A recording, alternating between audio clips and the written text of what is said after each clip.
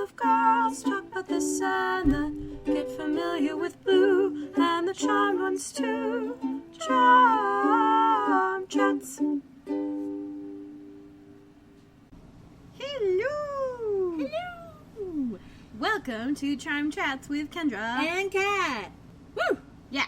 Yeah. We're on episode 203, The Painted World. Ooh. It was aired on October 14th, 1999. We're getting so close to the end of the year. Oh, yes. So close to the millennium. So close. So close to Y2K. Oh, man. Do you remember when that was a thing? I remember when that was a thing. I remember talking about it a lot at the ice rink. Ah. Yep. And I think I know a few people who were in programming or whatever at the time, and so we're helping to kind of guard against whatever problems may be caused by switching the calendar. But back then, all I knew was Y2K bug. Ah! Yeah. Do you remember when they came out with the little plushy bug? No, I don't. Oh, yeah. That was a thing. I had no idea that was a thing. That's great. Yeah, it was a little plushie called the Y2K bug. Because what do humans do when they encounter something scary? They either flip the fuck out, or they make it into something cute. Exactly. So, did you know Russia has a furry? Russia has a furry? Russia has a furry mascot for their soccer team. Interesting. And then they had to plead with people who were making porn of it to stop that. Oh, Jesus. That's hilarious. It really is. That's hilarious. Yes, no one is safe on the internet. No. Although, honestly... Rule 34. I mean, I don't want to be victim blaming, but whoever animated this thing for the first commercial decided to have it wink at the audience, and I think that was probably the first step in the wrong direction. Yeah, probably. Like, otherwise, it was just adorable, he's kicking around a soccer ball, he's being happy, and then he fucking winks, and I'm just like, oh, you know that's gonna go bad. Yeah. Don't do that. It is. Alright, so... But hey, having forced porn of your country's mascot is probably the least we need to do to Russia. Yeah, we're not going to go there. All right. Nope. No, literally, because I will not set foot in Russia. Yeah, anyway. I don't think I will either. No. I might fly above it and complain about the sunrise. Sunset? Sure. I don't know. No. Anyway, so as the heater gets softer, we will now let you know. I apologize for the sound of the heater. We're not turning it off. We record in a basement and it's freaking cold. Mm-hmm. So there ain't much insulation down here, baby. And by not much, she means none at all. Yeah, we got some cinder blocks. Yeah. So we apologize in advance for any sounds of the heater or the dogs or the people that I cannot remove as per usual. Mm-hmm. So while I was making notes for this, I realized there is going to be a lot of wiki tangents in this episode, so be prepared now. Like a lot. I had to stop myself for a couple of them and be like, you go look this up, because otherwise I'll be here for an hour. But according to the Wikia, we are on episode 3, okay? But this was the second episode of the season in the production order. So they recorded this one second. Okay, what was the one before this again? Yeah, I don't remember. Because there was Witch Trial. Oh, right, yeah, Morality Bites. Yeah. Morality Bites. Yeah. I was like, I don't remember. We recorded that like 3 weeks ago.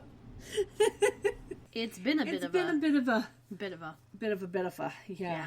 Technical issues and interesting stuff that has happened. So, let's get into the episode, shall we? Mm-hmm.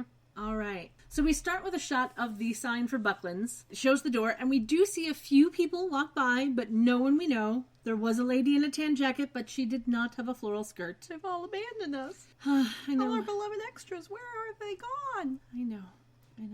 I think a couple will show up later. Cross your fingers. Cross your fingers. And possibly your toes. Cross all of the fingers. I'm crossing all of my fingers. Yeah, see, I can't do that. That's slightly terrifying, actually. It's difficult. So, Prue and a woman are in Prue's office, and Prue is looking at a painting. A woman with some painstakingly, hot-curlered hair. Yeah, we'll get to her in a moment. She's a bit ginger. Yeah, we'll get to her in a moment. Prue's looking at a painting and talking into a tape recorder, and the painting is of a castle that is, according to the Wikia, would you like to say it so that I don't say it wrong? Erstmonceux. Which she said, it's a castle in East Sussex, England. Or if you go into the Google Translate and press the English pronunciation, it's Hurstmanchu. Yeah, it was bad. Or Hurstmanchu. Hurstmanchu, and even I wouldn't have said it that wrong. Oh, no. The only people who would say it that wrong are my dad. So, I will now wiki tangent about this castle. Get ready. Buckling up. Yes. So the castle is a brick-built castle in the city of the same name in East Sussex, England. The first owner of the land and the original manor was a priest named Edmer in 1066. Then in 1086, it went to a guy named Wilbert. No idea what happened to it in the 20 years between, and there's not much known about who owned it after that. But somewhere around 1200, Idonia de Hurst got the house. Duh. Sure. She was married to Ingelram de Montsu, and it was passed down from son to son until 1330 when it got passed to a daughter, because I'm assuming all of the sons had died, or there were no sons, or something. Then Maud, the daughter it got passed down to, married Sir John Fiennes. Any relation to Ralph Fiennes? No Rafe idea. Fiennes? I have no idea. It's always weirds me out when someone's name is spelled Ralph and but it's it pronounced said Rafe. Rafe. Which shouldn't surprise me considering all of the things that are clearly not said the way that they're spelled. Exactly. But oh well. Yeah. I have no idea. Didn't Also, think to if look we were going in the original French, that would be Fienne, but whatever. Well, but they're in England, so who I know. knows? Anyway, so Well, she... at this point, we would have just been coming into Middle English from Old English, because the period from 1066 to about 1200, because, like, in 1066 you have the invasion from Normandy and William the Conqueror, and written English was pretty much banned. Spoken English was still allowed, because what the fuck are you going to do? You can't... It'd be like thought policing. And back then, that would have been completely impossible. They didn't even have Wi-Fi. But because written English was completely banned, we have examples of Old English written prior to that. And then, I don't know if it was just re-allowed or whoever was king at the time didn't fucking care. I'm not sure what happened, but either way, there was about a 200-year period where the language itself evolved, but we have no written accounts of it. So, then, about 200 years after 1066, we have Middle English emerge. Interesting. So, yeah. Yeah. Well, but this is And 1330. that's about, Middle English is about what most people who know modern English would be able to read, because before that it was really a Proto-Germanic language. And so it'd be a lot harder to decipher unless you knew German. And I mean, honestly, who knows German anyway? I don't know, it's not like there's a country. Yeah, no. But yeah, so that's my not wiki tangent. I'm 1/6 German. I know very, very little in German. I'm like And anything, half German. Anything that I do know, I probably will say wrong. Except I do know the one phrase that I will never forget is chocolat and bonbon, because it's basically just how you say chocolate. Yeah. Oh, look, the heater is back. Yep. Anyway, 1330, Maud gets the land and the original manor. She marries Sir John Fiennes, and then it was passed down from sons to sons until it got to Sir Roger Fiennes, who built the castle on the land in 1402. Then it was passed down the male line until 1594, when Margaret got it. She got married to Samson Leonard. Leonard. Sure. So it got passed down that family line until 1708, when it was purchased by George Naylor for £38,215. Is that the original number, or is that calculated out? I believe that is the original number. Solid. Yeah. That's quite hefty. Indeed. Especially for 1708. Oh, yeah. Yeah. But then again, these landowning rich assholes. True. So, then it was handed down to George's nephew Francis in 1730, and then in 1775, his half-brother, so Francis's half-brother, Robert Hare, got it. In 1776, he demolished the castle, and then it was handed down to his son. Which I think Must not have liked his kid very much. Yeah, I don't know. So then between 1807 and 1846, it was purchased by a couple of different people, and then it was handed down to a couple of sons before Lieutenant Colonel Claude Lowther purchased it in 1911. He started to restore the castle in 1912, and then after 2 more purchases of the property, it was completely restored in 1932. It was then purchased again in 1946 to be used by the Royal Observatory, and then in 1989, it was purchased by James Developments, and the deed was transferred to the Guinness Man Bank. Its final purchase... Guinness Man. Yes. Except that's not how man is spelled. Because it's man. Yes. And no one who's listening to this would be able to tell that you mean M-A-H-O-N. But I know it, and that's all that matters. Yes, and now, because I've said it, everyone else knows. Unless I cut it out. Why would you do that? This I don't isn't an Auntie Sharon moment. Anyway, its final purchase was in 1993 as a gift from Doctors Alfred and Isabel Bader for Queen's University in Ontario, Canada, to be used as the Bader International Study Centre, and that is centre spelled with an R-E, not an E-R, because British. Because neoclassicalism. That too.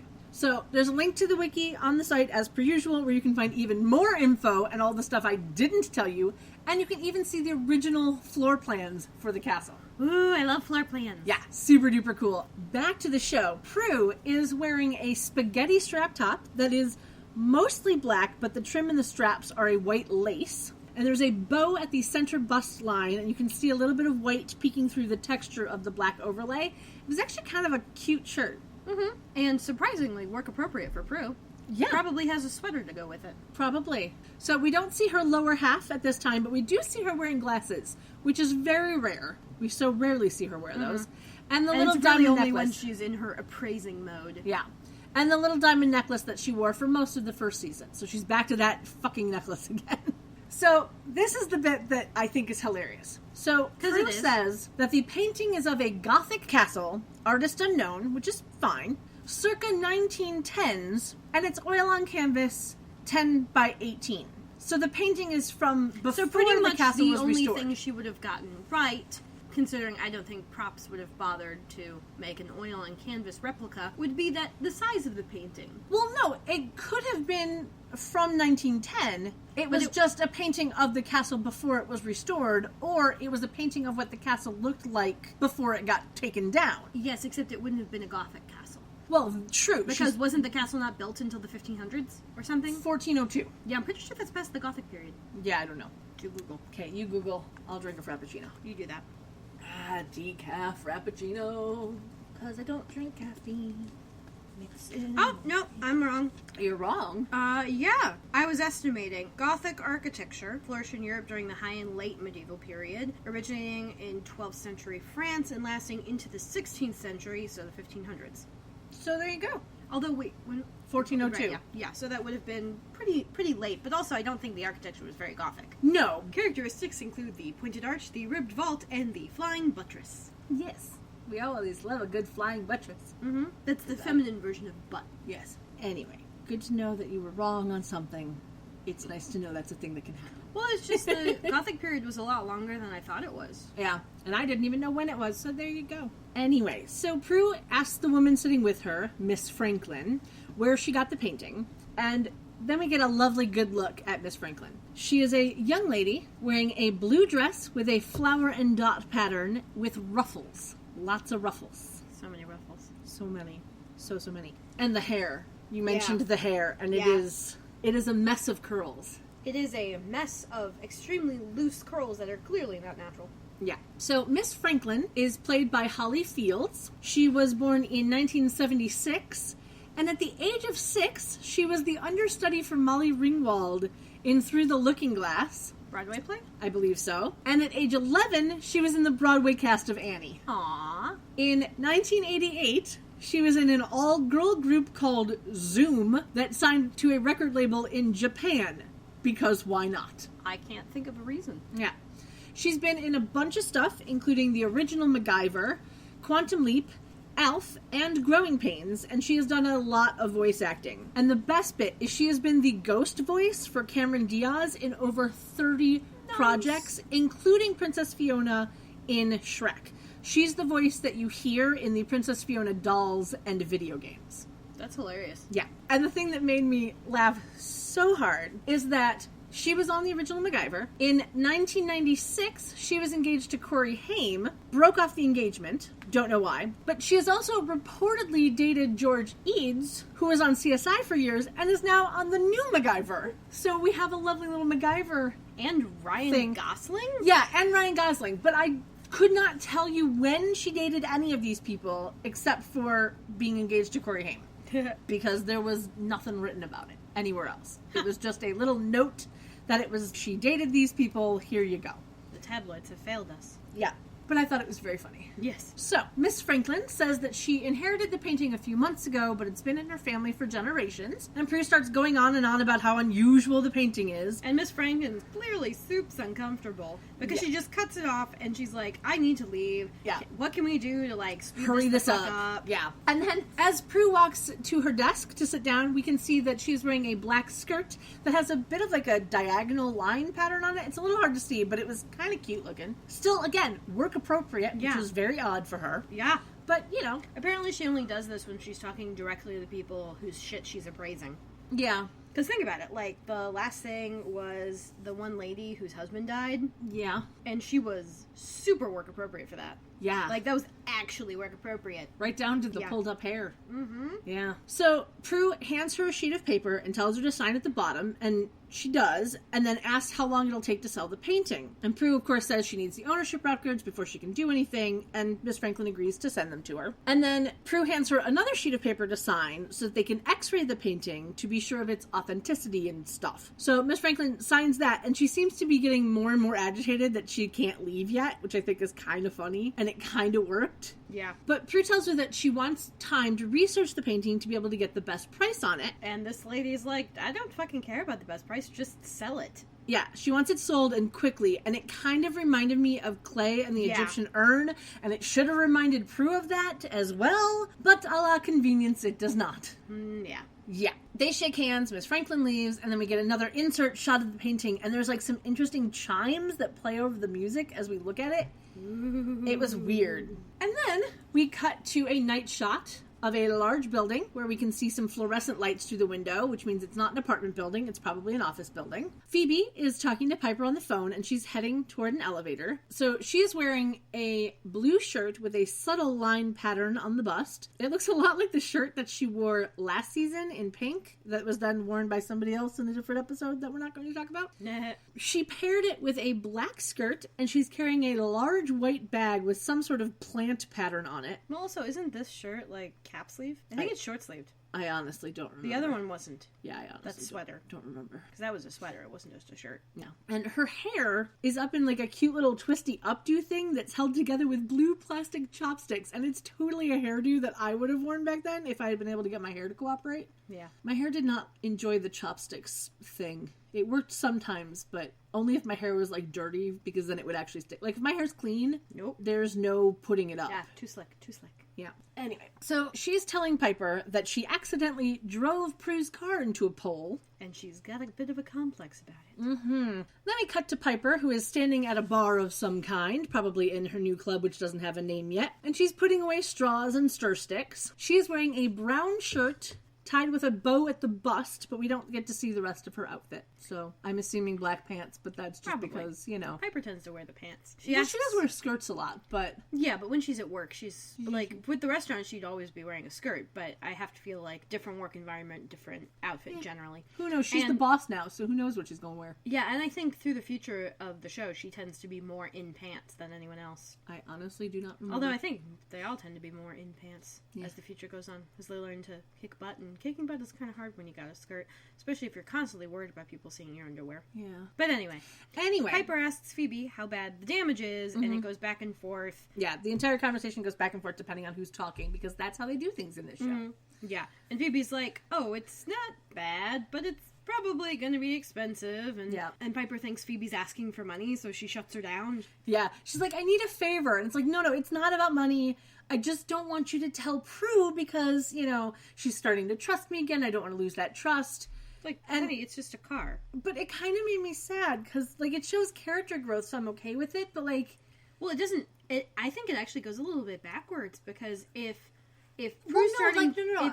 No, because if Phoebe's like, Prue's starting to trust me, which means, like, okay, Prue's gonna understand that, you know, you backed it into a pole. Poles can be sneaky like that. Like, I get it. She's not going to immediately, like, revoke all of your car privileges. She's going to be like, okay, we'll get that fixed. Like, and then just pay me back when you can.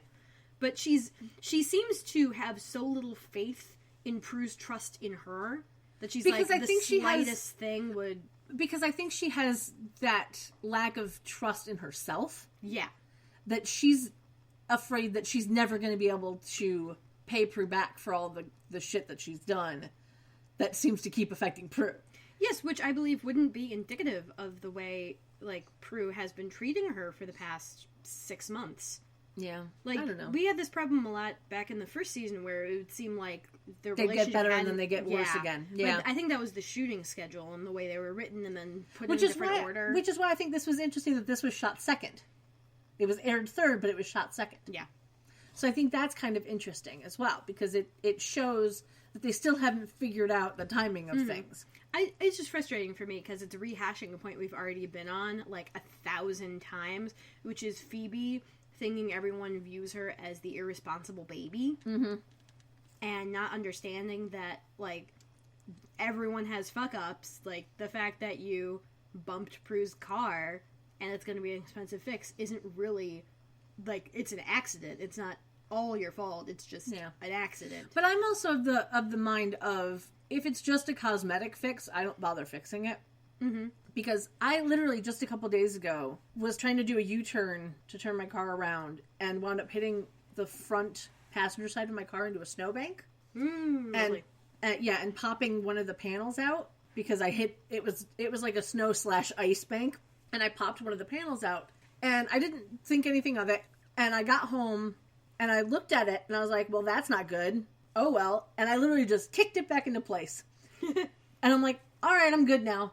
Like, as long as it doesn't hinder my driving ability, I am not a car person, quote unquote. Like, I don't really care that much. As long as I can drive and my car is safe, that's all that matters to me. Yeah, that's fair. Like, I love my Prius because it gets amazing gas mileage, and I need that. But other than that, like, I really don't care. Like, to be completely honest, if I lived in a house where I could have, like, an electric car, and I know that it would be able to be in a garage and charging overnight and whatever, I would probably get one of those just for, like, the grocery shopping. You know what I mean? Yeah. You know, go 5 minutes, 10 minutes over here to the shop, fill up the stuff, go back home, and I haven't used any gas at all. It's all electric. But I don't live in a house. I live in an apartment. There's barely enough parking for my Prius, so there's definitely no place where I could charge an electric car. Mm-hmm. But I also think that electric cars haven't gotten good enough yet. Yeah, they're still working on efficiency issues with the battery, I know. And I think that the best thing that they could do would be to somehow be able to charge solar and make the roof solar. I agree. But the problem is we live in a place where it snows. Well, okay, you underestimate the capacity of solar panels. No, I think I overestimate them, but... No, I think solar panels now are more efficient than they've ever been. Like, they're honestly, like, even in Chicago, you could easily, like, if you had a couple of solar panels on your roof, you could get your house to be energy neutral. Oh, yeah, absolutely. And so I don't think it's that far-fetched for a car. My only concern, like I said, my only concern about especially it is... if you're not, like, constantly parking in a garage. Well, that's my thing, is because I live in an apartment complex where I don't have a covered parking lot. You know, there's been snow on my roof during winter. It's a thing that happens. And if my roof had solar panels on it, you would have to be super duper careful about how you get rid of the snow off of it. Honestly, I think that would be pretty easy to prevent. I don't know. No, like, I mean, think about it. Because if all it needs is to be brushed off, like, they just have to make sure that, you know, whatever you're using to brush it off is not going to be able to damage them. Like, whatever seals them on the edges would just be like, okay, yeah, like, if you accidentally, like, grab at this with your scraper, it's not going to do damage. Yeah. But I think that's the thing, is I've had ice on my roof before, so... So have I. Yeah. But also, I think there are definitely ways to, you know, have a heating element... Yeah, possibly. Up in there that would have been charged previously by your battery, and granted, like, in the summer months, you're not going to be using that. Yeah, no. But in the winter months, like, what little charge there is, maybe it's a separate, I don't know, maybe it's a separate, like, tiny battery that just, like, heats up and then sloughs off all the shit on your roof. Yeah, who knows? Or because, you know... We're talking future things. Yeah. Yeah. It's the future! Woo!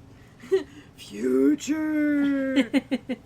Anyway, we should probably get back to the episode because we're going to tangent on many other things. So many. So many. We'll be doing that in just a moment, in fact. Oh, yeah. So Phoebe says that she has a plan, and Piper tries to get Phoebe to tell Prue the truth, but Phoebe says that she has an interview at a company called Web San Francisco, which is, quote, an interactive network on the internet, unquote. Department of Redundancy Department? Yeah, you gotta love that 90s tech speak where they're just like, let's throw words at you.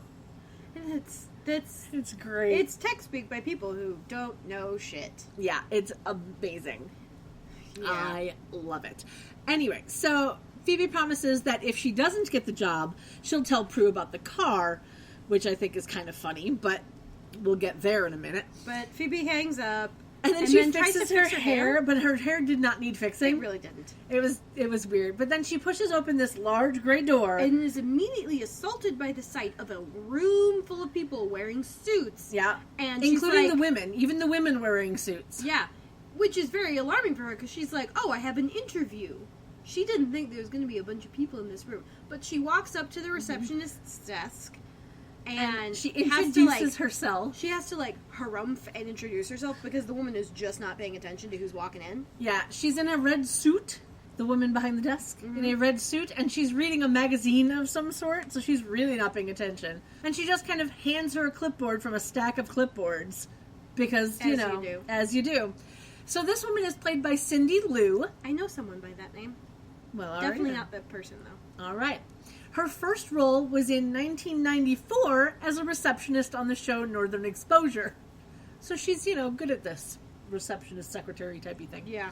She's been in a bunch of shows, but they've mostly been single episodes of stuff. There's not a whole lot of stuff interesting about her, but, So Phoebe thanks the woman for the paperwork and then comments about the other people being there for the interview as well, which prompts the secretary to deadpan that she won't have any trouble with the aptitude test because she could figure that out.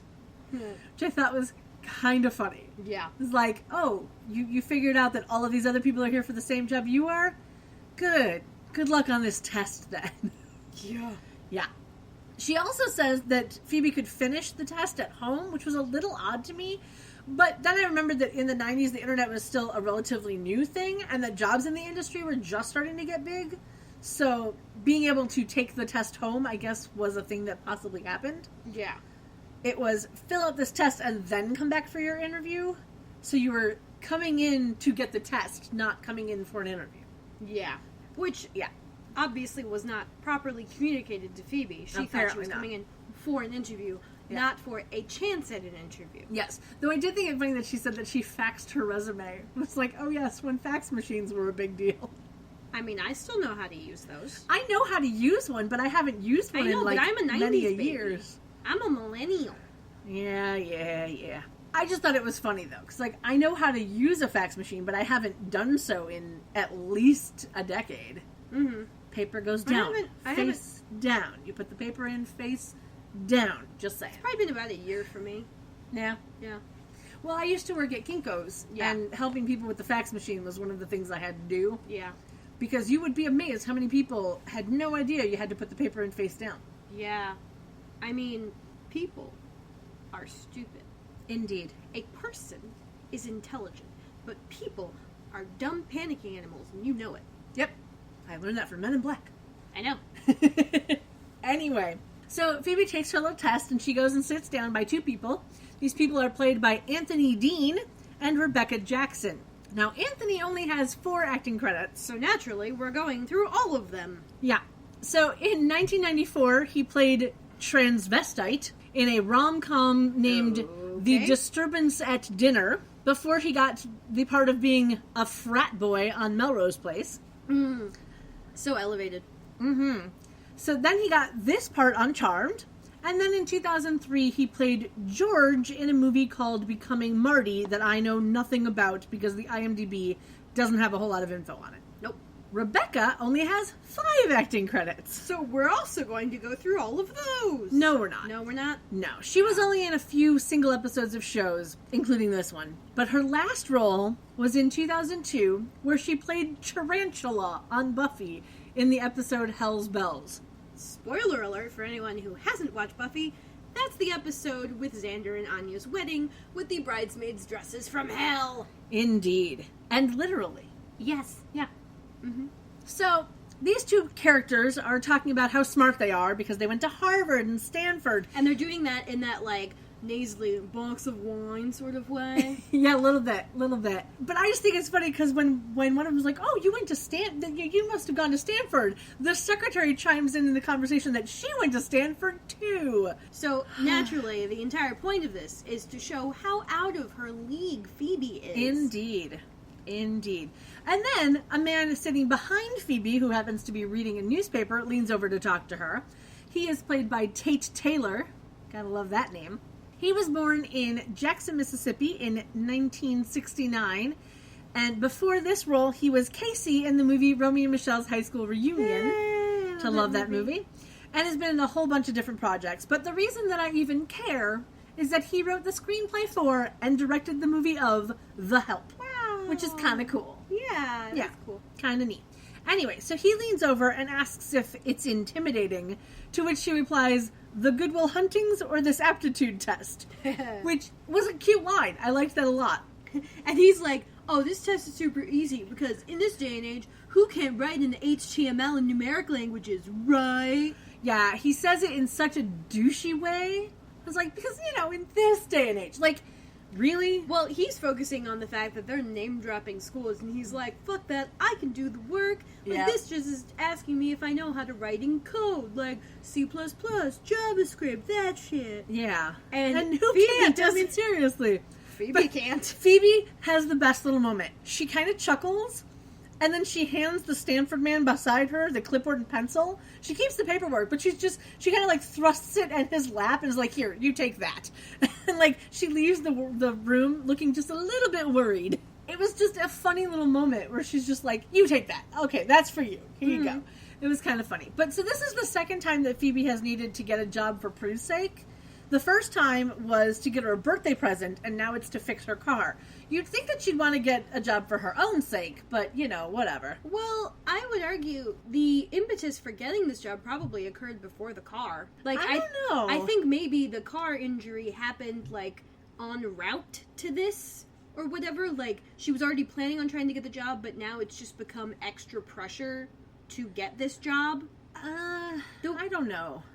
Only because of the type of job it is, it doesn't seem like something she'd be like, well, yes, no. I'm really excited about this job. Oh, look, now I have to get this job because I have to pay for this damage. Well, she's like, oh, hey, it's a web thing. I go on the web all the time. This will be great. And hey, I already have an interview. So the fact that I've damaged Prue's car shouldn't be too worrying. I just need to get this job.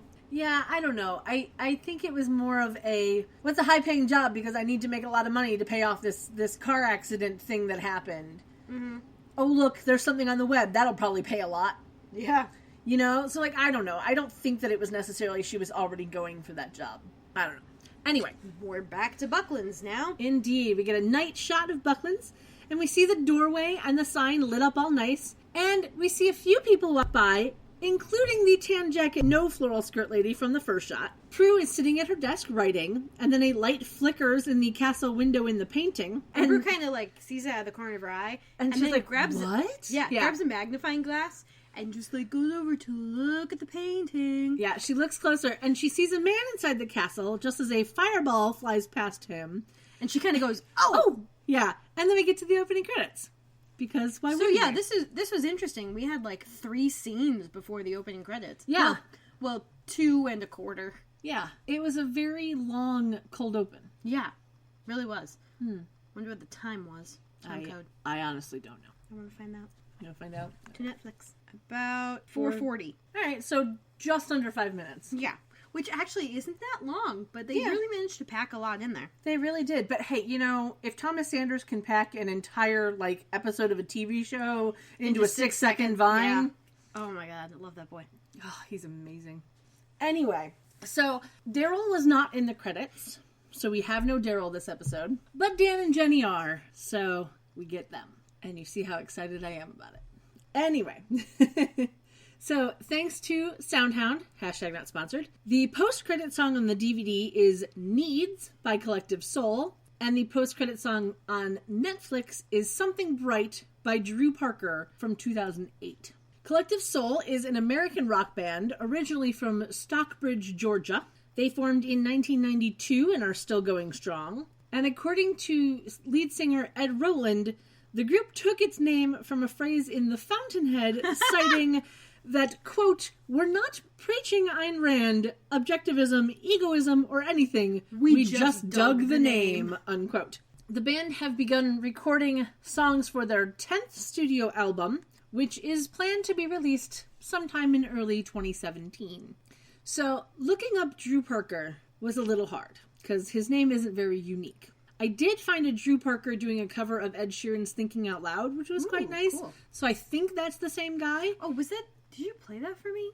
I don't know. Was it the country guy? Yeah. Yeah, you did. Yeah, it had like a little country twang in his voice, but it was very nice. Mm-hmm. It was very nice. I'm not sure if it's the same guy that sang Something Bright, but I did find some stuff that I would like to share with you. Well, I could, if I listened to both of them, I could probably tell you if it's the same guy. Because my ears are better than yours. Very true.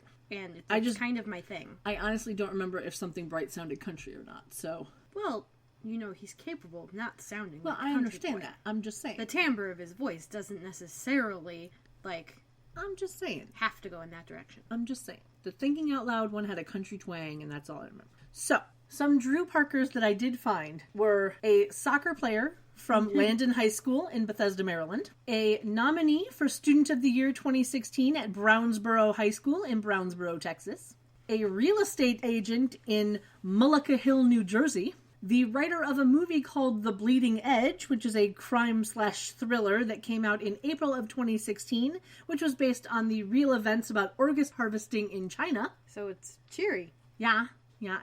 And last but not least, the lead character in a book by Keith Hartman from 1999. Now, I bring up this last one because it is glorious. Let me just read to you the synopsis for this book from the Thrilling Detective website, thrillingdetective.com.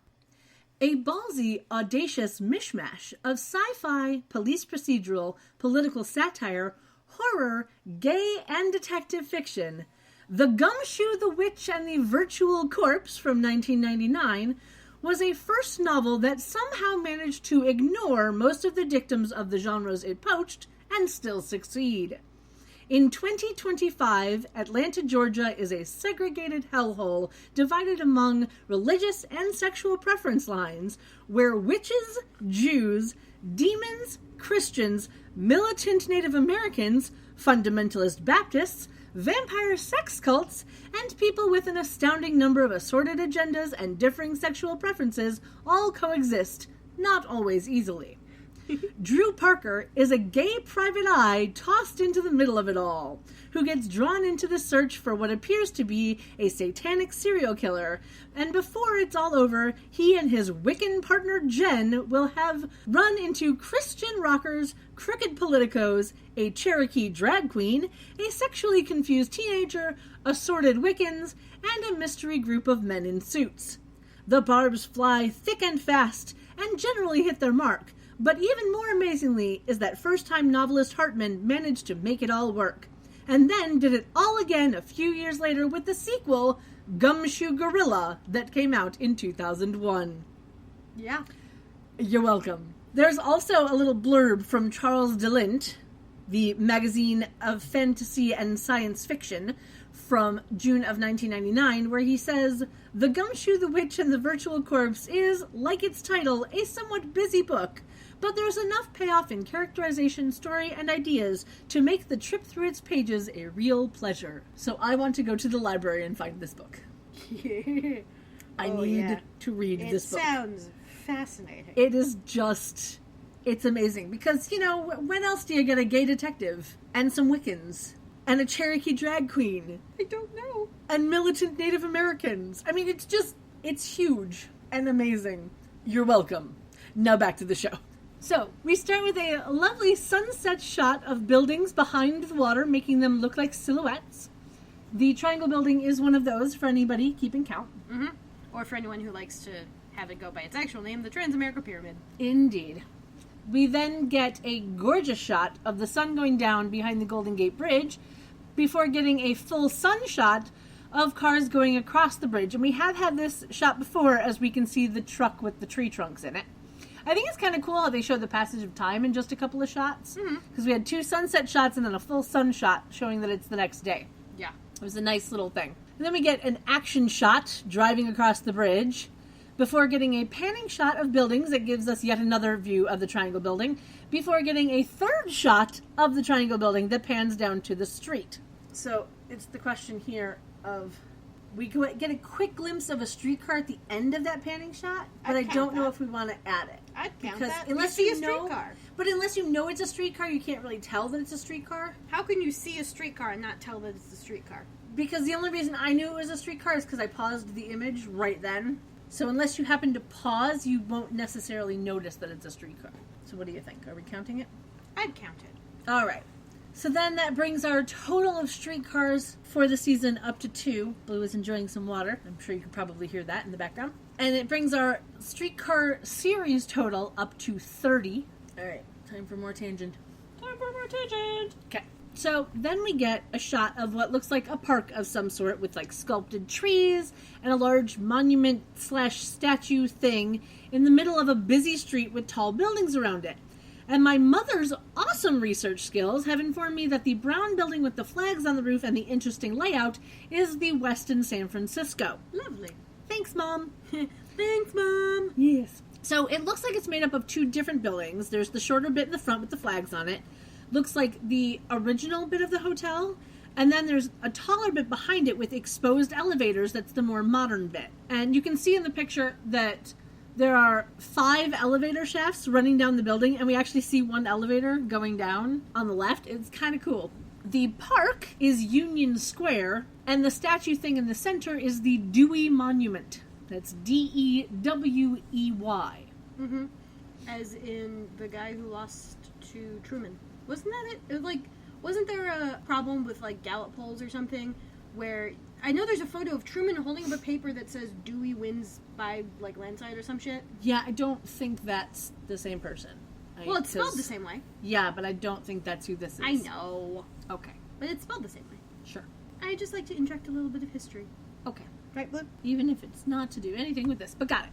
Anyway, so Union Square is a 2.6 acre public plaza.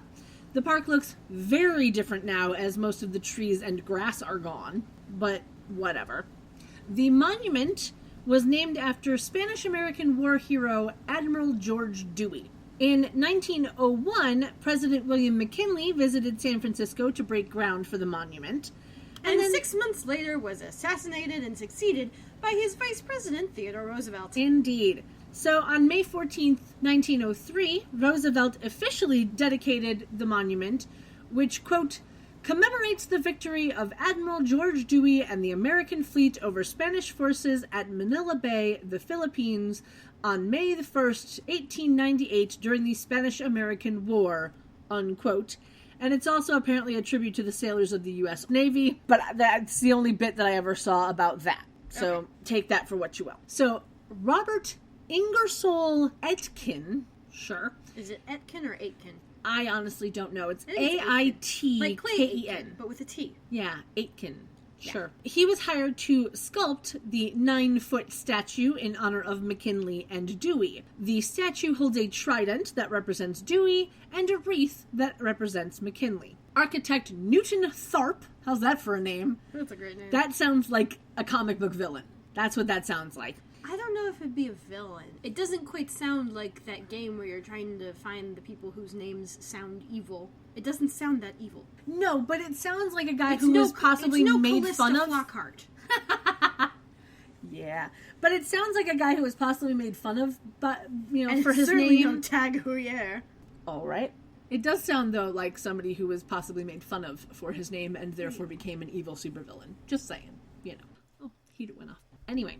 Architect Newton Tharp designed the base and column within a budget of $45,000. The column is over 5 feet in diameter and over 85 feet in height. And that is 1.5 meters and 25.9 meters for those of you in the metric system. The next shot that we get is of buildings with Coit Tower in the background and the Oakland Bay Bridge behind that, before we get the final establishing shot of the manor, which is panning up from the neighbor's driveway. In the kitchen, Prue is making snacks or something, and Piper is sorting through papers. Prue is wearing a black spaghetti strap top with no bra, and we don't get a clear view of the lower half of her outfit at this time, and she still has the same little diamond necklace on. Piper's shirt looks kind of cool. It's a grayish scoop neck that has like little paragraphs of words along with little blue flowers that look like they're painted on. I like it a lot. Yeah, the entire thing was like a weird, stretchy, screen-printed fabric. I enjoyed that. I really liked it a lot. We don't see her lower half at this time either, but her hair looks extra voluminous. Yeah. Like she's got like a bumpet in it or something. Like I was it was thinking about the bumpet. Yeah, like it was stupid, like voluminous.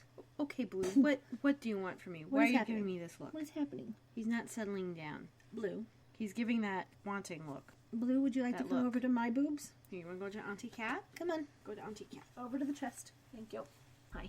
You all good now? A blue on the chest and all is right with the world. Mm-hmm. Prue is telling Piper all about the painting and the man inside it, but Piper is not paying much attention. She's too busy going through all the code violations for the club because she keeps finding more of them. And there are a ton. She's got a bunch of papers, and they're presumably all code violations. Yeah. And we do have a cute sister moment where Prue tells her to stop obsessing, and Piper says it runs in the family. And Prue's like, I don't obsess. I think intensely. Yeah, it was fun. And Prue's telling Piper, why wouldn't there be a man in a painting? We've seen a lot of weird shit. Yeah. And Piper's like, well, at least he's safe from building inspectors, because she can't imagine that castle's up to code. Yeah, it was a funny thing. And then she kind of flings one of the papers away as Phoebe walks in, carrying the Book of Shadows. Mm-hmm.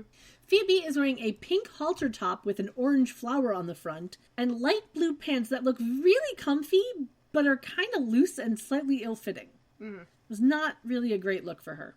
Phoebe says that she couldn't find anything in the Book of Shadows about people who may be trapped inside paintings. Piper then asks how her interview went, which gets a look from Phoebe where she's just kind of like, God damn it, why'd you bring that up? Kind of thing. And she says that it went fine and that it's still going because she has to finish this take-home aptitude test.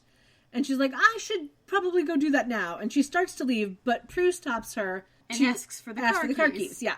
Phoebe says her car keys are with her car at the body shop having an estimate because she bumped, backed her car into a pole. And while Prue is expressing some slight shock at the news, Phoebe immediately cuts her off. And she's like, I know, you think I'm irresponsible and stupid. Yeah. And Prue's very, nonchalant about it. She's like, well, irresponsible, but stupid? No, why would you think that? Like, she doesn't understand why stupid is even an option. And she doesn't seem to be particularly angry at all. Yeah, but Phoebe kind of channels an early season 1 Prue and says, she's the youngest sister, she always makes mistakes and causes problems, but if anyone's gonna back her car into a pole and not tell you right away, it'd be Phoebe, it'd be me, that kind of thing. And Piper, of course, takes that moment to collect all of the papers and leave. Yeah. Which causes Phoebe to say that even the middle sister, who's supposed to stay neutral, is checking out of the conversation. And Piper's like, yep, you're on your own, which I thought was kind of funny. Prue wants to be left out too because she doesn't want to argue. She's like, I just want to find a cab, and she walks over to get the phone book. And this is where we can see that she's paired her black top with gray pants. It's kind of nice. Phoebe says that she'll pay for the damages to the car as well as the cab, and then she leaves. And Prue is a bit confused by what just happened. And Piper's like, I'm gonna go see Dan now. Yeah. And again, avoids everything. Yeah, she just kind of deflects, and she's like, I have to go see Dan. Prue asks her opinion about the man in the painting, and Piper says that unless he's real and screaming for help, she should just forget about him because they have enough trouble already, and she leaves the kitchen with her paperwork. We then cut outside Dan's house, where we see that Piper has paired her awesome shirt with a gray skirt that is the same shade gray as the shirt, because color coordination. Kind of a green gray, too. Yeah, it was a little bit, yeah. She walks up the stairs, and she picks up his paper as she goes, and as she gets to the door and fixes her hair, Dan opens the door. I'm assuming that he was going to get the paper. Probably. Yeah. Because he's wearing a nice little tank top. Yeah, he's got a light blue tank top and dark blue plaid pajama pants. We're getting a little bit of the chest hair peeking out the top. Yeah, a little bit. They exchange some cute hellos, and she hands him his paper. And he invites her in, but she declines, saying that she just needs a favor because she has the War and Peace of code violations. And she hands him a folder, and he's possibly, jokingly annoyed that she only came to him for this little thing. But she's like, I'd pay you something, of course, And then Jenny comes to the front door. She's got on light tan pants and a light blue shirt with a flower pattern. And she has a red backpack over her shoulder and is speaking in ADR for some reason. Yeah. She also calls him Uncle D, which was a little odd. Yeah. Like, his name is Dan. You don't need to shorten that. Just saying. But she's saying that she's going to be late, and then she and Piper exchange some hellos, and she leaves, reminding Dan not to forget his promise. Dan tells Piper that he'll check her code violations if she'll help him with the promise that he made to Jenny. Piper agrees and then asks what the promise is. Yeah. Which, don't do that. No, don't do that. Don't do that ever. No. Know what you're promising before you promise. Indeed. So, Jenny calls him Uncle D. Piper wants the D. Yeah, I knew that was coming. Anyway, so apparently Jenny needs help with a paper for bio class about the human reproductive system, and he thinks that talking about sex with his niece is a little too awkward for him. Piper, of course, laughs and says that, don't worry, she has plenty of experience. And he kind of scoffs and goes, really? With sex? Yeah, she gets a little flustered and explains that she means that she has experience talking about it, and then they smile, an adorably awkward smile. Yes. It was nice. Then we cut to Buckland's via exterior shot of the sign. It's the slightly further away shot where we don't get to see the door, but we do see the windows. Uh-huh. And we see Umbrella Briefcase guy walk past, so we do have someone we know from last season. A familiar face. Yes. Prue and Miss Franklin are in Prue's office, and today Miss Franklin is in a dark purple top where the trim is a much lighter purple, and a sweater in a slightly different shade of purple draped over her shoulders. Because she's a yuppie. Yep. And the sweater has like a little chevron pattern of holes in it. Mm-hmm. It was interesting. She's wondering if there was a problem with the ownership records, but Prue assures her that everything's in order, so Miss Franklin is not exactly sure why she's back at Buckland's. And Prue just kind of cuts to the chase and tells her that there's something strange about the painting. And at this point, Miss Franklin kind of, gets a little hushed. And she's confirming that Prue knows about the guy inside the painting. Yeah. Prue asks if she means that the painting is haunted by a ghost. And Miss Franklin says, no, he is definitely alive and trapped inside, but she has no idea who he is. And then goes on to say that if she doesn't get rid of the painting, that she's going to go completely insane, just like everybody else in her family. And it's only going to get worse. That's the thing that makes me laugh. I'm going to go completely insane, and it'll get worse. I thought she was talking about, the point at which Prue is. Clearly she knows a lot more about it, and all Prue's seen is, a little silhouette in a window and a fireball. Yeah, maybe. And so she's just like, oh, whatever you see, it's gonna get freakier. It's gonna get freakier. Yeah, maybe. That could be true. So then Miss Franklin leaves the office, and we see that she has paired all of that purple with more purple. Her skirt is yet another shade of purple, and it has a little dot pattern on it. This woman is nothing if not color coordinated. Mm-hmm. Then we get a quick establishing shot of the manor before we land on Phoebe sitting on her bed with the Book of Shadows in front of her. She's writing something on a piece of paper, which seems to be a spell, which would be her first. Mm-hmm. And as she's speaking what she's writing, Piper knocks on the door. Phoebe, don't speak when you're writing a spell. Yeah. That way never leads anywhere good. Yeah. But of course, she's not saying it for her. She's saying it for the audience. Indeed. Phoebe tells Piper that she wants to be alone, but Piper promises she won't stay long. Phoebe says okay, and then asks for a moment, and she hides the Book of Shadows under a blanket, but the bookmarks are still visible under the covers. Yep. Very subtle, Phoebes. Very subtle. Yeah. She then gives the all clear, and the door opens, and Piper walks in and then sits down on the bed, and she is very, very close to where the Book of Shadows is, and she would probably feel it behind her butt. But, whatever. Piper tells Phoebe that the body shop called, and Phoebe's like, yeah, I heard the message, $1,200. Yeah. Piper then asks if she's told Prue, but she says no, because apparently Prue called the body shop herself. And so now she's like, I have to get this job to pay for the damages and make things right. Piper's like, you should have told Prue, and this seems to upset Phoebe. And she's like, maybe a smarter person would have figured that out, but a smart person wouldn't have backed the car into a pole in the first place. They would have realized it was a $1,200 pole. Because smart people don't do stupid things, only stupid people do. I like the way she calls it a $1,200 pole. Yeah. Piper tries to calm Phoebe, but it really doesn't work. And she's worried that Phoebe thinks that getting this job is the answer, and asks that she not do anything... ... But Phoebe interrupts her, finishing the sentence with, stupid? And Piper's like, no, just don't do anything I wouldn't do. which personally I thought was kind of funny. It was like, just don't do anything I wouldn't do. It's like, what would you do? You know what I mean? There's a lot Piper wouldn't do. Yeah. Oh, did you see the trailer for Spider-Man Homecoming? Yes. Like, this reminded me of that. Because Tony's got that line, just don't do anything I would do. And definitely don't do anything I wouldn't do. Yeah. So there's a little gray area, and that's where you operate. Yep, I like it. So Phoebe says that she won't, and then Piper leaves the room, and once she's gone, Phoebe's like, Piper would never cast a smart spell. Yeah.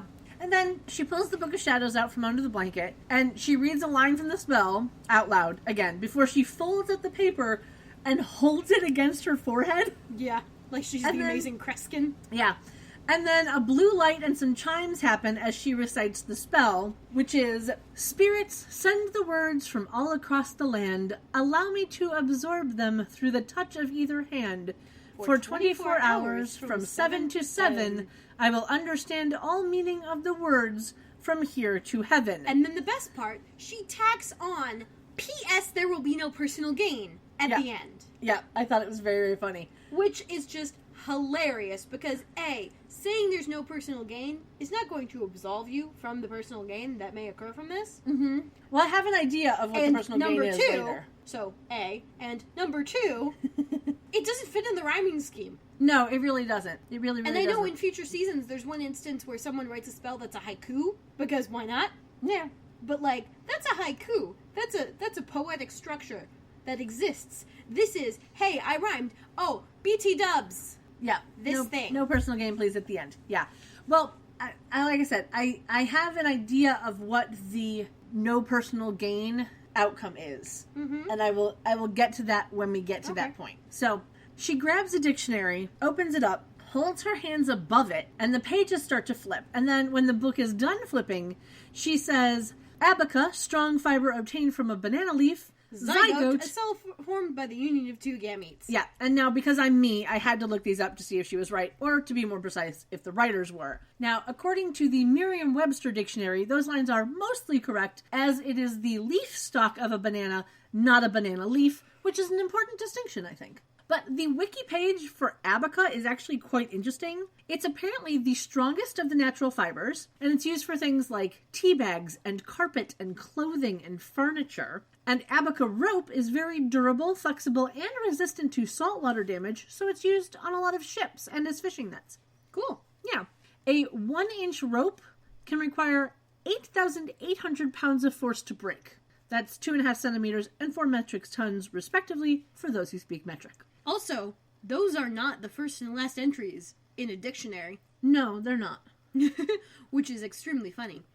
I especially find it hilarious because zygote was the thing they chose, which is very thematically appropriate for this episode, because Dan has just asked Piper to help Jenny with her human reproduction thing. Very true. And it'll get funnier later in the episode. Yes. Yes, it will. Mm-hmm. So, we then get a shot of the Golden Gate Bridge at night, before going back to Buckland's with no establishing shot.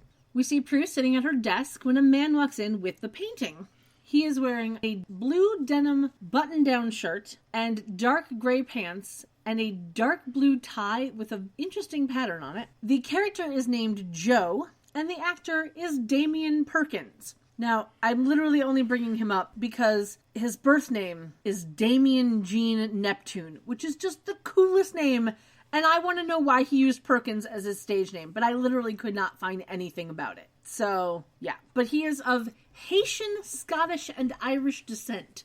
And has some adorable locks. Yeah. Mm-hmm. He's just generally very adorable looking. Indeed. He was in a bunch of single episodes of TV shows until about 2007 when he started getting movie roles. They aren't very memorable movies, but a paycheck's a paycheck, right? True. So in case you want to know the titles of the movies he was in, they are Pirate Camp, Never Surrender, Bullet Face, Manic, Revan, I'm not even sure how that one is, and A Voice in the Dark. So there you go.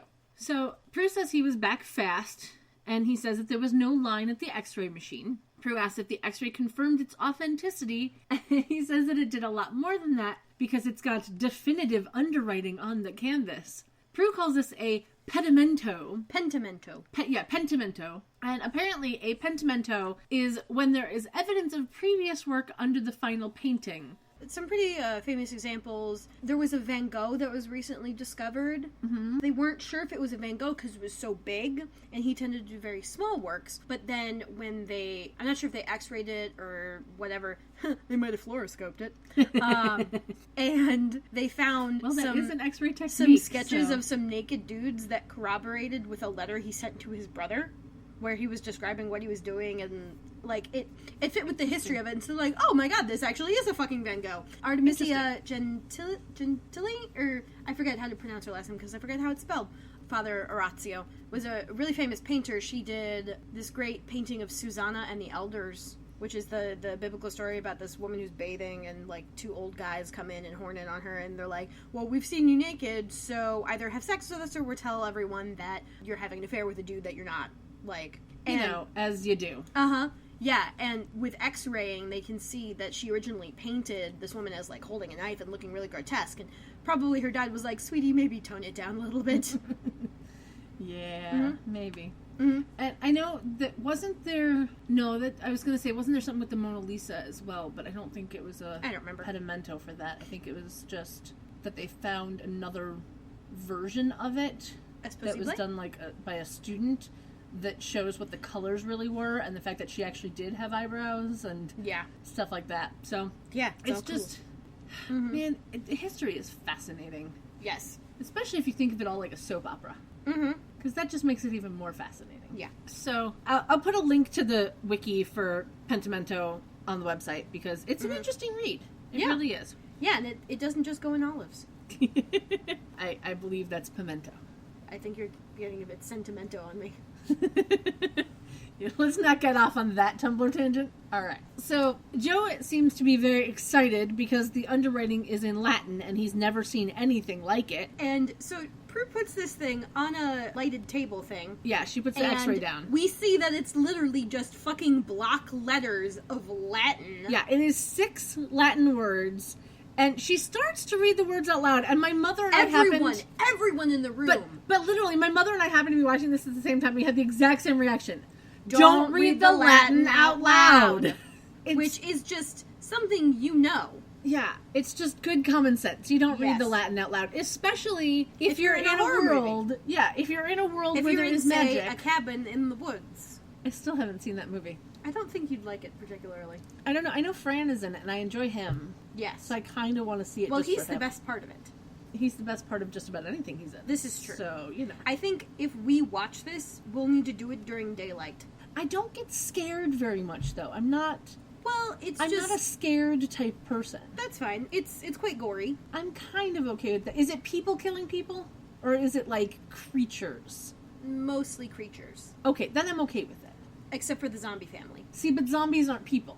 This is fair. Zombies are zombies. And it's not, like, excessive gore. It's just there's a shit ton of blood. Okay, so movies like Texas Chainsaw Massacre or... Oh, yeah. Or what's that one with Liv Tyler? Liv Tyler? Yeah. I don't know about the one with Liv Tyler, but are you thinking of I Know What You Did Last Summer? No. Okay. No. There was one with Liv Tyler. That one was a favorite of mine.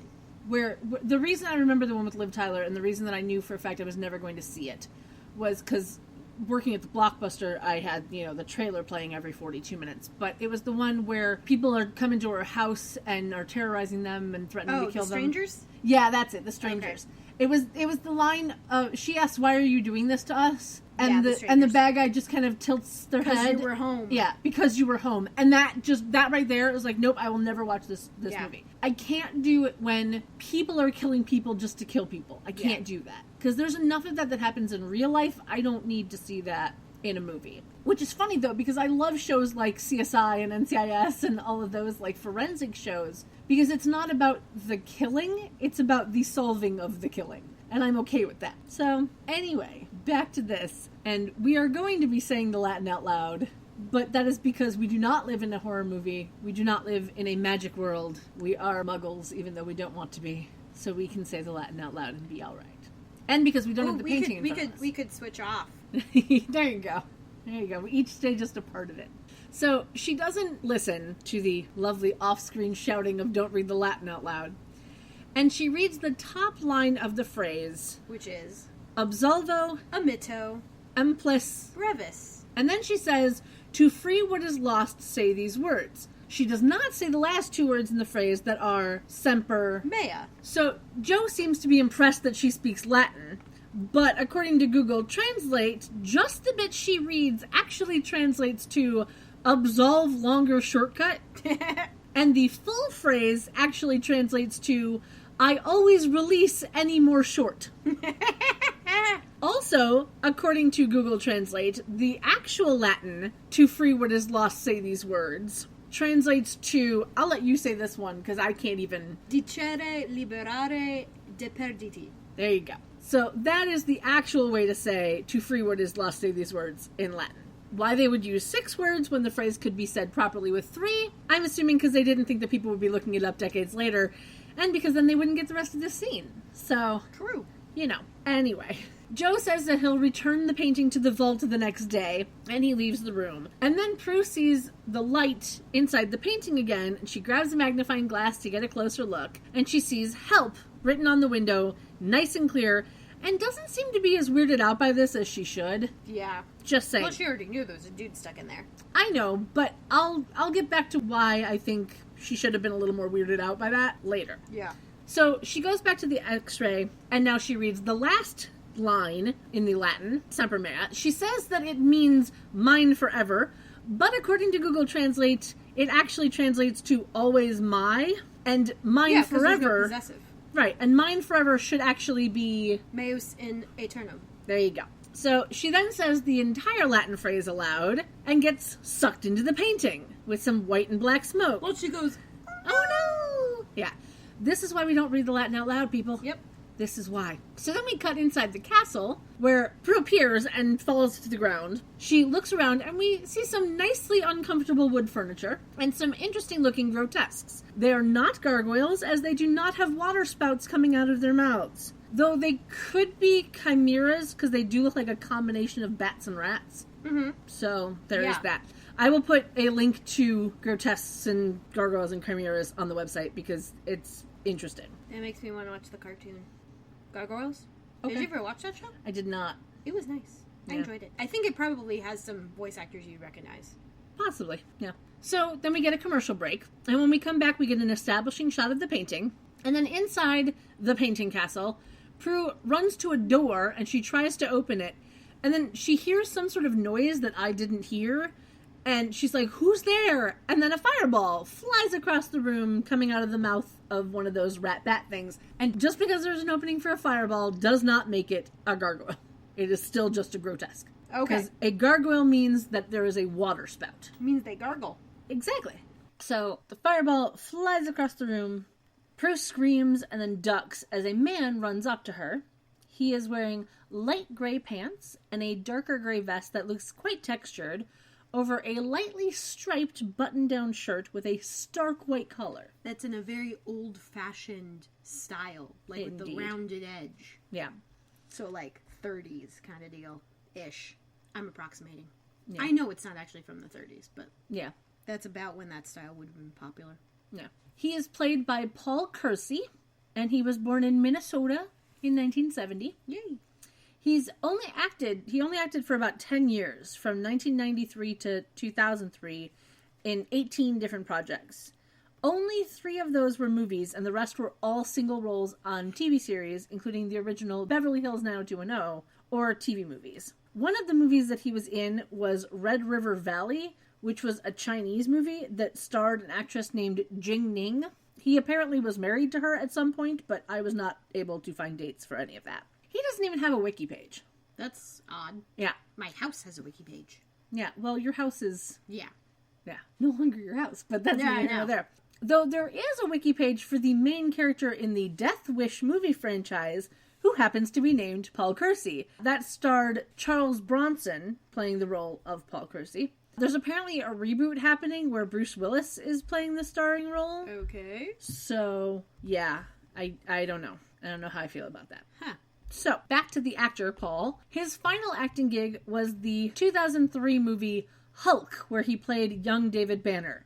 We got a kathunk. I'm not even going to bother editing it out. Because we've missed it so much. Yeah. This is also known as the movie that shouldn't exist because Eric Bana should never have been cast. Never, ever. So, side note, not going to tangent, but did you know that Eric Bana's real name is Eric Banadinovic? I did not. He was born in Australia, but his mother is German and his father's from Croatia. Lovely. Yeah, just fascinating. Anyway, back in the castle, Guy tells her to follow him. They run into a corner, and then he quips, I see you read Latin too. Yeah, it was kind of funny. Prue then asks where she is, and he says that they're in Virden Castle, which is inside the painting, and if they don't get to the bookcase, they're dead. Spoiler alert, there is no Virden Castle. Yeah, I looked it up.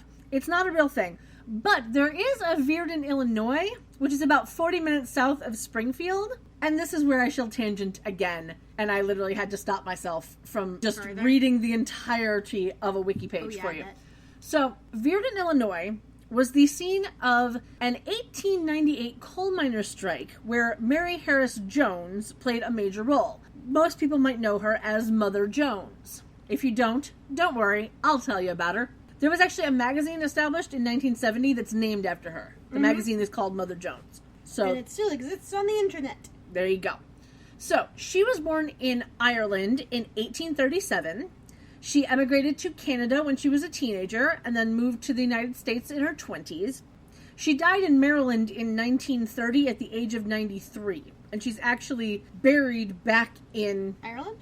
No, she's buried in Mount Olive, Illinois, at the Union Miners Cemetery alongside the miners that died in the 1898 Battle of Virden. Huh. So, yeah. Funky. Right, but before we get to that, so, she started out in the United States. She started in Michigan as a teacher making about $8 a month. That's about 31 cents a day. Yeah. But minding you, this is, in the 1800s. But she got tired of the quote-unquote depressing place that was the school. And she moved to Chicago and then to Memphis, where she opened up a dress shop. She got married to George E. Jones in 1861, and she had 4 kids with him, 3 girls and a boy. Unfortunately, her husband and kids died in the 1867 yellow fever epidemic in Memphis, so she moved back to Chicago and began a new dressmaking business. Then, her bad luck continues because in 1871, she lost her shop, her home, and all of her possessions in the Great Chicago Fire.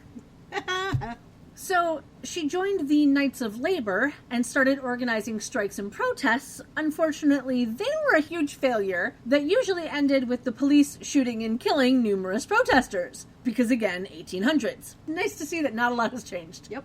Problem is, most people don't know their history and don't realize that not a lot has changed. Yeah. Yeah. She actually had an aversion to female suffrage. She didn't think that women should take an active role in politics. She is quoted as saying, "You don't need the vote to raise hell." But it helps. True, but she believed that the neglect of motherhood was a primary cause of juvenile delinquency.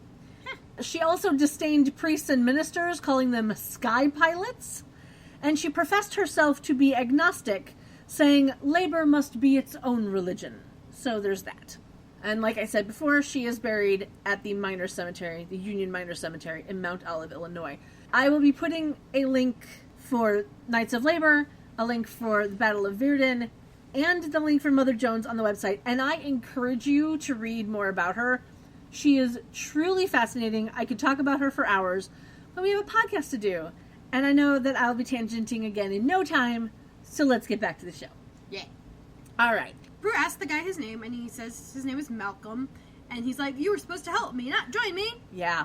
He asks who she is, and she introduces herself and says she was helping because he was supposed to come out, which is completely understandable. Based on what she thought the translation was. Yeah. Even though what she thought the translation was and what the translation actually is, neither of those work very well. No. No. So Malcolm is upset that they're both trapped. And together they run over to another bookcase. Yeah. As they're running, a fireball heads straight for Prue, and she naturally flings it out of the way. Yep. Which causes Malcolm to freak out, and he's like, "What are you? How'd you do that?" Yeah. And she just kind of blows him off and tells him to hurry up. Yeah. So he pulls a book on the bookcase, and it opens up, and they go into a room behind it. And I want a bookcase that opens into a room so bad. And I am envious of John Green because he has one. Yes. Oh my god. Learning about that was the best. That is amazing. Just amazing. Secret rooms. I love secret rooms so much. I have mentioned this before. I don't know if I've mentioned it on the podcast, but I know I've mentioned it before. That if I ever win, like, multi-millions in the lottery, I would build a house with many secret rooms. Yes. Just because. Just because. Just because. Like, there would be rooms behind bookcases. There would be rooms under stairs where you literally have to, like, move the stairs to get to them. Well, the stairs would lift up. Yeah. But yeah, I've wanted that forever. Well, yeah. It's like the most common childhood fantasy of your future home. Yeah. I remember when I was little, I designed a house that had secret rooms and a water slide that led from, like, the top floor to the pool. And there was, like, a tree house and like, other shit. It was cool. See, and I've always wanted, like, secret rooms and secret passages. Yeah. Yeah. Oh, that's another podcast for another day. Oh, yeah. I could literally go on about my want for an awesome house. I think for me, wanting an awesome house is because I've always ever lived in apartments. I've never lived in a house, and so I've always wanted one. People who live in houses want awesome houses. Well, sometimes I know there are some people who grew up in houses and want their own apartment. I think that's more of an autonomy thing, though. Could be. I don't know. But I've always wanted a big house. If you offer someone a house with a secret room... And they don't take it, then they're either the devil... No. And it is within their budget... Yeah. Within a reasonable commute of wherever they need to be. Yeah. And in a decent enough neighborhood. I don't know anyone who would turn that down. And if they do, they're certifiable. Quite. Yeah. Back to the establishing shot of the manor. And it's the kitchen the next morning. Yeah. Phoebe is sitting at the kitchen table with a newspaper, and Piper walks in. Yeah. Piper is in light blue pants and a jacket to match over a dark blue shirt. This entire episode is about the matchy-matchy outfits. Yeah. It's kind of weird. Phoebe is in denim overalls that are shorts over a sleeveless top with a tiny flower pattern, and she has pigtails in her hair. Yeah. And Piper's like, oh, you're awake. What's up? And Phoebe quips, the Dow Jones, housing prices, and the Space Shuttle Discovery. Piper, of course, questions her, and she's like, oh, I read the paper. Now, here's the thing. So, the Dow Jones is a stock market index. It's been around since 1885. There's a link to the wiki on the website, but it's not as interesting as the Space Shuttle Discovery. So, Phoebe says that it's one of the things that's up, meaning that it's in the sky. But in 1999, it only had 2 missions. In May, it was sent to resupply the International Space Station and was up for less than 10 days. And in December, it was servicing the Hubble Space Telescope for just under 8 days. Now, this episode was aired in October and probably took place around October, so the Discovery wouldn't have been in the air. Now that I've gotten that off my chest, I just want to give the missions that it made that I found the most worthy of mentioning. Mm-hmm. So, August 30th, 1984, it spent just over 6 days in space on its very first mission. Judith Resnick became the second American woman in space. On October 29th, 1998, John Glenn became the oldest person to go into space at the age of 77. This was his second mission to space. His first was in 1962 on the Friendship 7 spacecraft, where he became the first U.S. astronaut to orbit the Earth. And which will soon be represented in Hidden Figures, a movie that is coming out January 7th. Y'all should watch it. I don't know if this will be out by then. This will be out after that. So. Okay, well, if you haven't seen Hidden Figures yet, go fucking watch it. It's great. I can already tell it's going to be great. Indeed. Then, on that same mission in 1998, Spain's astronaut Pedro Duque became the first Spaniard in space. I would pronounce that as Duke. Yeah, I honestly don't. It's D-U-Q-U-E. Yeah. I don't know enough Spanish to know how to pronounce that properly, but he became the first Spaniard in space. Duku. No. Duku was a different thing. Anyway, April 5th, 2010 marked the first time 4 women were in space, and 2 Japanese astronauts were together on a space station. Nice. Yeah. And Discovery's final mission was February 24th, 2011, and it was up there for just under 13 days. The mission was affected by a series of delays due to technical problems with an external tank and, to a lesser extent, the payload. The launch was initially scheduled for September 2010, but was pushed back to October, and then November, and then finally February of 2011. Of course, the link to the wiki for the Space Shuttle Discovery will be on the website for anyone who wants to read about the other missions. back to the show. Piper asks if Phoebe has seen Prue, but Phoebe's like, no, and mentions to Piper that Dan called to ask if he's meeting Piper at the club at noon, like they discussed. And Piper continues to, be confused and asking where Prue is, like, did you hear her come in? And this is weird because Kit hasn't been fed, no coffee's been made. And then she looks in the fridge. Pack a lunch. Yeah, she looks in the fridge and she's like, she definitely didn't pack a lunch, which means that she knows everything that's in the fridge. Yeah. And nothing was missing. Yeah. That's what that means. But I think that's kind of funny. It was like, why are you nitpicking the fridge, woman? Just saying. Phoebe says that she may still be asleep, but Piper says that she's already checked her room and her bed hasn't been slept in, which I think is kind of interesting. It's like, why are you checking up on Prue? Like, why did you think the first thing to do was check her bedroom? You know what I mean? Dunno. Maybe she had to ask her a question. Maybe, but if you thought she was up and making coffee, wouldn't you immediately go downstairs instead Well, she might have checked the room, seen, okay, bed's made. So either she hasn't slept in it, or she already made it. I guess Go so. downstairs, and she's still not there. and there's no evidence of her having been up. I guess so. Maybe. But so Phoebe says that she might not have come home from the office, so Piper picks up the phone and dials, and she gets Prue's voicemail, and that makes her get all worried again. Mm-hmm. Phoebe then spouts off a bunch of facts and figures, and then, remembering that the Book of Shadows had zip-on evil artwork, makes a change in her calculations. It all sounds very scientific and gobbledygooky. Yeah, a little bit. Piper is now concerned about her, saying that she's like AskRainman.com, which is not a real website, because we all know I had to check. Ask Jeeves, however, was. Indeed. And I think is. I don't know. I think Ask Jeeves is still around. I don't know. Yeah, we'll figure it out. So then Piper asks if she's been in the Book of Shadows, and Phoebe tries to deflect, but Piper's like, I don't even have time for this. I'm going to go to Buckland's. And Phoebe then reminds her about Dan, and she's like, damn it. And Phoebe's like, oh, Piper likes Dan. Yeah, she's like, Piper wants the D. Do you like him? And Piper, of course, deflects and asks Phoebe to meet Dan and give her all the details. And Phoebe jokes that she wants details like what he's wearing. And Piper's like, no. Yeah, as she leaves. Yeah, she's walking and she's like, no. And Phoebe does this cute little stick out of her tongue. It was adorable. And then we cut back to the room behind the bookcase in the painting castle. Mm.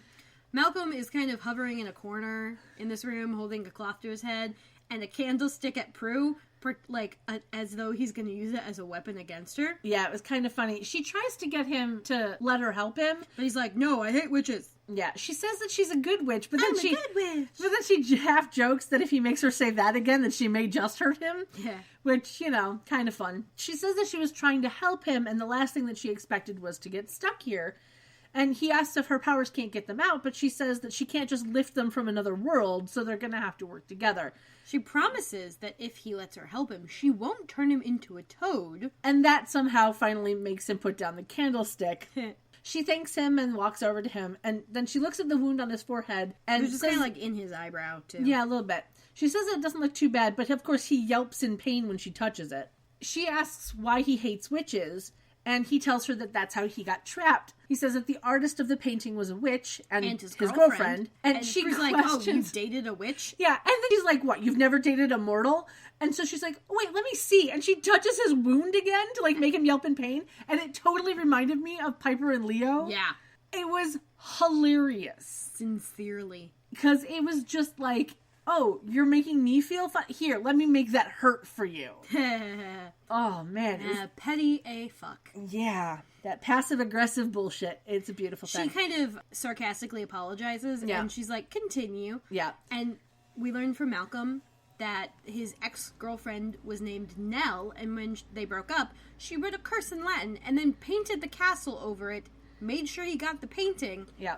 Because apparently that's the only way she could trick him and trap him inside, and it worked. Right. And Prue's like, well, how the hell did you see the underwriting?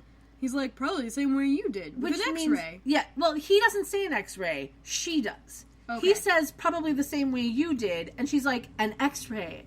And then she says that, he must have pissed Nell off, and that would explain the fireballs, and, he hasn't aged since he got there.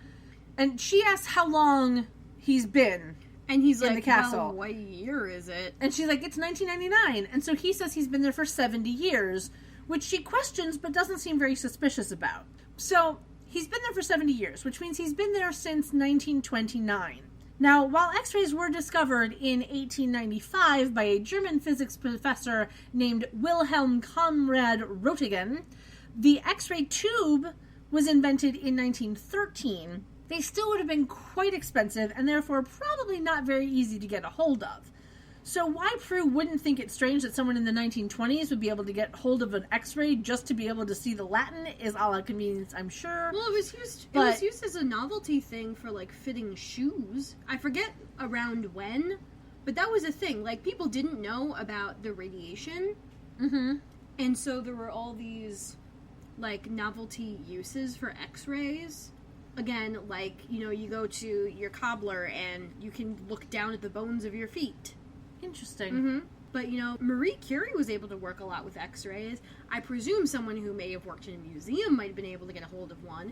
And he says... He's an art historian. He mentions he's an art historian. So, like, it's not completely out of the realm of possibility. I guess. I don't know. I'd have at least been a little more suspicious, you know? Well, yeah. But you're you. Very true. People walking upstairs. Yes. Anyway, so... She says that she won't be stuck that long because she has 2 sisters and they all have powers, so they'll be able to help find a way out. And then we cut to an establishing shot of Piper's Club, which is now called P3.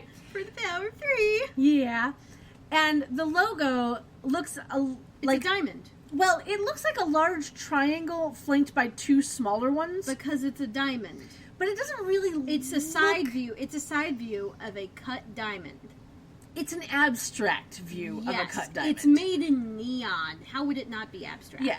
It's minimalist, rather. There you go. Not abstract. It's a minimalist diamond. It's a big triangle to be looking flanked like by a 2 diamond small ones. that has P3 over it. Yeah. So, and a jewel, rather. Yeah. And we see that the railing that used to be yellow has been painted teal. Yeah. But that there's still a bit of it that's, like, bent out of shape. Of course. So it's like, oh, let's just repaint it. We don't have to fix it. I don't know. I thought it was kind of funny. And Phoebe and Dan walk down the stairs. Yeah. He is wearing a wrinkled white shirt tucked into tan pants that are held up with a black belt. And Phoebe is wearing a pale yellow crop top slightly off the shoulder, showing her black bra straps. Mm-hmm. And we can't really see what she's wearing for, like, pants or skirt, but she's got a messenger bag. And over her shoulder. And a bright yellow hard hat. Yeah, I just like that the messenger bag was over the shoulder with the strap between her boobs. Yeah. Like, it was just perfectly placed between her boobs. It was one of those where you're just like, did they do it on purpose? Like, there was no real reason that she had to be wearing that bag, and especially not wearing it that way.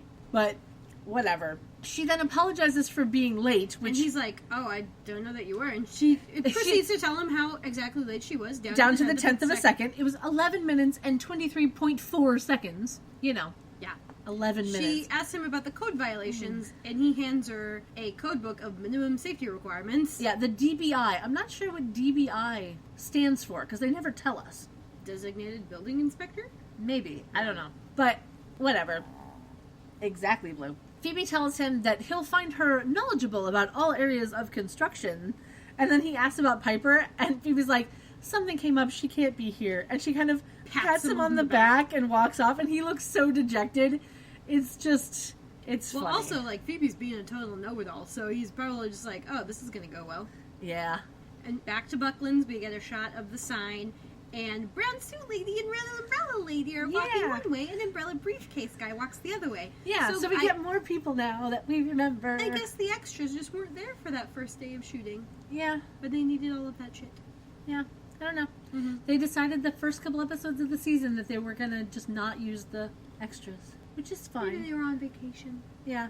I'm excited to see, because we don't have Quake anymore, I'm excited to see if we get Tan Jacket Floral Skirt Lady ever again. Because I know that she was outside Buckland's at least a couple of shots. Yeah. So, I don't know. But Piper walks into Prue's office, calling for her, looks around the room, sees the jacket, sees her purse, picks them up, and goes to Prue's desk. I think it's hilarious. She sees them sitting on a table, and then she picks them up and moves into Prue's desk for some reason. Like, dunno. Okay, and then, a la convenience, she notices the X-ray, and picks it up and starts reading the Latin. What have I said about reading the Latin? Don't read the Latin out loud. But fortunately, Piper only gets the first line out when Joe walks in, wearing a slightly different outfit. Yep, he's in black pants and a pink button-down shirt with a tie with a pattern that reminds me vaguely of like fish scales on a diagonal. It's kind of cool looking. Mm-hmm. And he says hi and reminds her his name is Joe. And they met at the wine auction a few months ago. Yeah. And asks if she knows where Prue is. And Piper just says, oh, she's somewhere. Yeah. And then he says that he just needs to pick up the painting. And Piper's like, forgive me. And he's like, for what? And then she freezes him. And is like, for that. Which was kind of funny. And then we cut, because we can't stay in one place too long, we cut to the castle, where Prue and Malcolm are standing in front of the bookcase. And Malcolm seems to think that her plan is crazy, but we don't know what her plan is just yet. They run over to an alcove, and we learn that she wants to write her name and Nell's name on the window as a clue for her sisters, which, makes kind of logical sense, I guess. And they run across to another alcove, and she's like, how did you write help on the window? Now, this is where I get a little, why doesn't she get suspicious? He says it took him years to do it, and he's got the scars to prove it. Except it wasn't there the first time she looked, and then it was the second. Exactly. So, unless she was looking at a different window the first time as opposed to the second time. I don't think so. But There's I doubt only it. The one window I was going to say, but I doubt it since we've only been shown one window on the painting. Mm-hmm. Just saying. Yes. It could have just taken him years to figure out how. Possibly. But so, he asks about her powers. And she's like, oh, I'll deflect the fireballs while you write the names. Yeah. Malcolm's like, oh, be careful near the window. And she asks why, and then we cut to Piper picking up the painting. And this causes, inside the painting, the castle to shake. Yeah. Prue and Malcolm are clearly, being tossed about. Yeah. Prue is like, what's happening? And then Malcolm says that the painting is moving, and it's moving fast. And then we cut back to Piper again. And we're getting some great, Star Trek-level acting. Yeah, it was kind of funny. And so we see Piper walking very quickly past Joe, out the door with the painting, and then Joe unfreezes and he looks very confused, and I really want to know why she gets away with this. Because technically it didn't belong to the auction house. No, I'm not talking about that. I'm talking about Piper was standing there, the painting was there 1 second, and then the next millisecond they're both gone. I don't know. And there's no alarm, there's no what the heck, and no Joe running, out Prue, Piper, whatever. There's nothing. I don't know. A la convenience. Yeah, it's complete and utter a la convenience. Mm-hmm. And it will be for the rest of the episode because it never gets mentioned again, really. Well, I guess it kind of gets mentioned at the end, but not really. Yeah. And then we're cutting back and forth between Piper carrying the painting and Malcolm and Prue arguing in the painting. Yeah.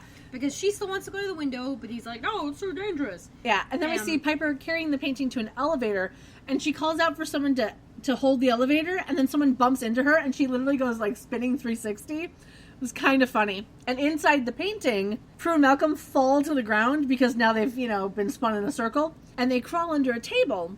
Prue says, that she still wants to get the names on the window, and he's like, you can once the painting stopped moving, which I thought was kind of funny. And then he decides to make this comment to Prue about how he never thought a woman would be the one to get his SOS. Yeah, and then we get kind of a cute moment where Prue's all like, what, a woman can't rescue a man? And he goes, I'm still waiting. Yeah. She tells him to keep waiting, and then they run over back to the bookcase. And then we get an establishing shot of the manor. In the living room, Phoebe is on the phone, and we see that she's watching a show on the TV, and that show happens to be Win Ben Stein's Money. It was on the air from 1997 to 2003, and I used to watch it all the time. Me too.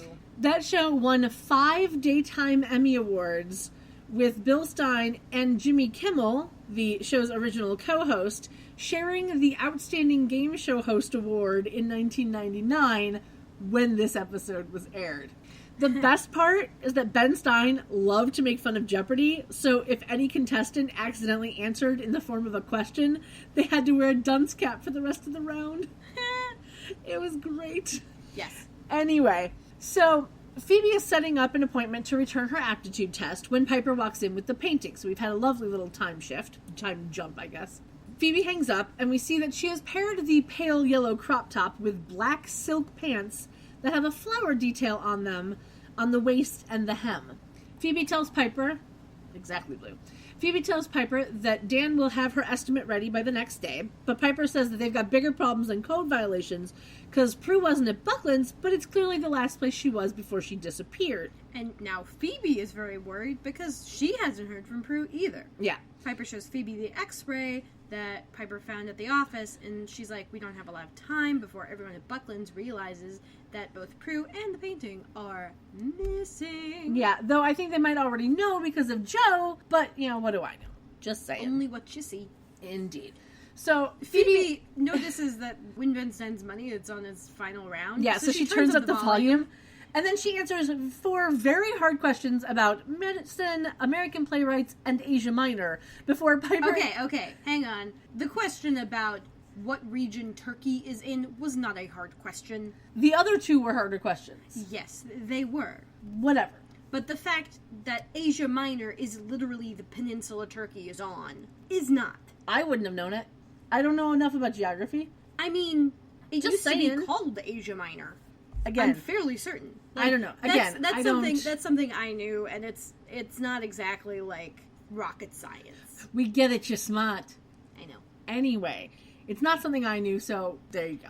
Well, whatever. At any rate, the point is Piper grabs the remote, turns the TV, and immediately turns on Phoebe, who tries to make she's excuses. Like, I could have known all of those things, and Piper's like, no, you couldn't. Did you cast a spell? And Phoebe says that she needed to ace the aptitude test to get the job, to get the money to fix Prue's car, and, that she's positive that she did that. Piper asks what spell she cast, and Phoebe's like, it's a smart spell, but it's only temporary. It'll be over by 7 p.m. And Piper's like, you're not allowed to cast spells for personal gain. And Phoebe's like, no, I made sure to put in that. No personal gain, right there in that spell. And Piper's like, sweetie, there are consequences. Yeah. But of course Phoebe gives no shits. Yeah, always consequences. Phoebe doesn't care. Which, again, like I said, I will get into what I think the consequences are when we get there. Yes. So she's like, Piper, you don't know how good it feels to be smart and respected and taken seriously. And then she remembers that Piper has a 4-year degree, so maybe she does. Yeah. But of course, Piper reminds her that she'll never have the kind of smarts that Phoebe has, no matter what she does, and that Phoebe can always go back to college. And then she's like, Phoebe, what happens when the smart spell ends and you have to do this job that you needed this aptitude test for? And she's like, I thought I'd just worry about that later. So there are your consequences. Well, not exactly. There are some of your consequences. Yeah. So she starts heading for the stairs, and then Piper picks up the X-ray and asks what the Latin means before reading the entire phrase out loud. She starts getting sucked into the painting with some white smoke. This is why we don't read the Latin out loud. Yeah. And she starts yelling out for Phoebe, who starts yelling for Piper as she comes running back over, and Piper gets completely sucked in just as Phoebe gets there. And she does this, adorable thing where she, sticks her chin out, that'll help her see better or something. Yeah. She's like, Piper? It was just kind of funny. It was that last little call of, if I put my chin out far enough, I might see her someplace. It was adorable. And we cut to inside the painting where Piper is running through the room screaming. Yeah. A fireball is chasing her just as she makes it to an alcove. Prue calls out to her and then flicks the fireball away. And Piper's like, where are we? And Prue's like, just get to the bookcase. So Piper heads for the bookcase. And Prue tells her to watch out as another fireball heads toward Piper, who screams and freezes it, and then they run into the bookcase. And Piper's kind of acting like she hurt her ankle. She's jumping on one foot and saying, ow. And we see Malcolm, who is not impressed, because once again, a witch has gotten sucked into the painting instead of saving him. And as he turns away from them, the girls kind of have a moment of looking at him like, well, fuck you too. It was kind of funny.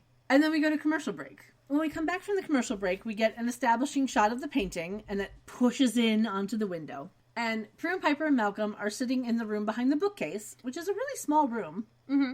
And Piper is complaining about being stuck in the painting with a broken shoe. Well, it's good to know that it wasn't a hurt ankle, though I want to know why she was saying ow. But whatever. Because it's uncomfortable. Yeah, apparently. Prue reminds her that there is a solution, which is apparently braving endless fireballs to get a message to Phoebe. And Prue's like, it doesn't take a rocket scientist to figure out that the situation is pretty bad. And Piper says that it might take one of them to get them out of there. And then she's like, well, Phoebe's a super witch, a genius. And Prue, of course, thinks she's, making jokes. And Piper has this great line where she calls Phoebe a walking brain trust and an Einstein with cleavage. She cast a smart spell on herself. Yeah. And so they need to get back to the other room and get Nell written on the window. And Prue's like, wait. And Piper's like, we can't wait. The spell's only temporary. So then they're like, oh, okay, let's do this. Let's get out there, right? So then we get an establishing shot of the manor from an angle that we haven't had before. We're looking at it from the left and we see a street lamp, which of course then made me want to look up street lamps because I'm me and I'm crazy. crazy. I won't go into a crazy wiki tangent, as I'll put the link on the website for anyone else who wants to read the interesting things about street lamps. But I will say the one thing that I found interesting is that street lamps are actually a huge cause of accidents. Because if you go from a dark street to a brightly lit one, your eyes can't adjust fast enough, and it impairs your vision long enough to be distracting. And this has only gotten worse over the years, because a lot of places have converted to LED lighting to save money on repairs and energy usage, which is perfectly fine. But LED lights are super harsh and bright. And no one puts a filter on them. Yeah, so they make the lighting changes even worse than they used to be. Because really, you should be using kind of a lower level yellow light instead of a bright fucking white. blue white light. Yeah. So if you're driving at night, be careful. And anyone who has LED headlights on their car is hated by literally everyone else. Only because 90% of the time they're aimed wrong. Yeah. They're also super fucking bright. I don't mind the super fucking bright if they're aimed properly. I have a problem when the LED headlights are on trucks and SUVs, because those are not aimed properly for cars on the road. Those are aimed so that the driver can see, which is fine and understandable, but then you're blinding cars on the road. Yeah. It's obnoxious. Either way, drive safe out there, people. Drive safe. Especially when there's snow. Yes. Yes. Anyway, so inside, we see the clock that shows us that it's 6:15 p.m. So we got 45 minutes before the spell wears off. Phoebe runs downstairs to the Book of Shadows and sits down on the living room couch, holds her hands above the book, and the pages start to flip back and forth. And then the doorbell doorbell. rings. Yeah. And it's Jenny, and Phoebe calls back and saying that unless it's a huge 911, she's going to have to come back later, and the doorbell rings again. So Phoebe, who has not gotten to the end of the book, hides it under the table, because, that's the best place to hide it. And then we cut back to inside the painting, because can't stay in one place too long. We have no establishing shot. We just see Prue, Piper, and Malcolm out in the main room. Piper tells Prue that she'll owe her a new pair of shoes. And Prue's like, I'll buy you the purse to match. Yep. Prue calls out a fireball, Piper phrases it, and then Piper and Prue have a cute moment where Prue says that she'll ignore the next supernatural SOS. And then Malcolm yells out to be careful near the window. Prue asks why, and we get the best scene ever. And I'm going to play it. I normally don't play the show stuff, but we're totally going to play the best Piper reaction ever. Be careful near the window! What's wrong with the window? Blades! It's perfection. I love it so much. Because these long sword blades come out of the wall, they surround Piper. I literally rewound and watched that clip like half a dozen times. I want it as a ringtone. It is my favorite scene ever. Especially in this episode, but like ever. I love that scene. It's just the way she goes, blades, is just the funniest thing. It really is. And Great ringtone. But it's not even just that one word. It's the blades. Like it's the entire phrase that just is the best line read ever. Uh-huh. And I loved it. Yeah. Prue's like, are you okay? And Piper's like, yeah, as long as I don't move. Yeah, she's like, if I lean over, I'll get sliced and diced. Which is kind of funny because like, the way these blades are coming out, the flat of the blade is facing the window and them. Yeah. So, like, the sharp bits are on the top and bottom. And, like, even if she leans forward, unless she, like, slides to the side, she's not going to get cut. Yeah. And to be they're completely spaced fair, out pretty far. Yeah, they're spaced a lot. Like, she absolutely could have, like, stepped through. Yeah, crawled underneath or something. Yeah. But who knows? There could have been it's only two in front of her and two behind her. Yeah, 2 sets. Yeah. So we don't know if there's any down near the floor by her ankles. I mean, it would make sense for symmetry's sake to have ones, like, down around her shins. Yeah, like, possibly. spaced the same. So that would actually be around her knees, but we can't see any. Right.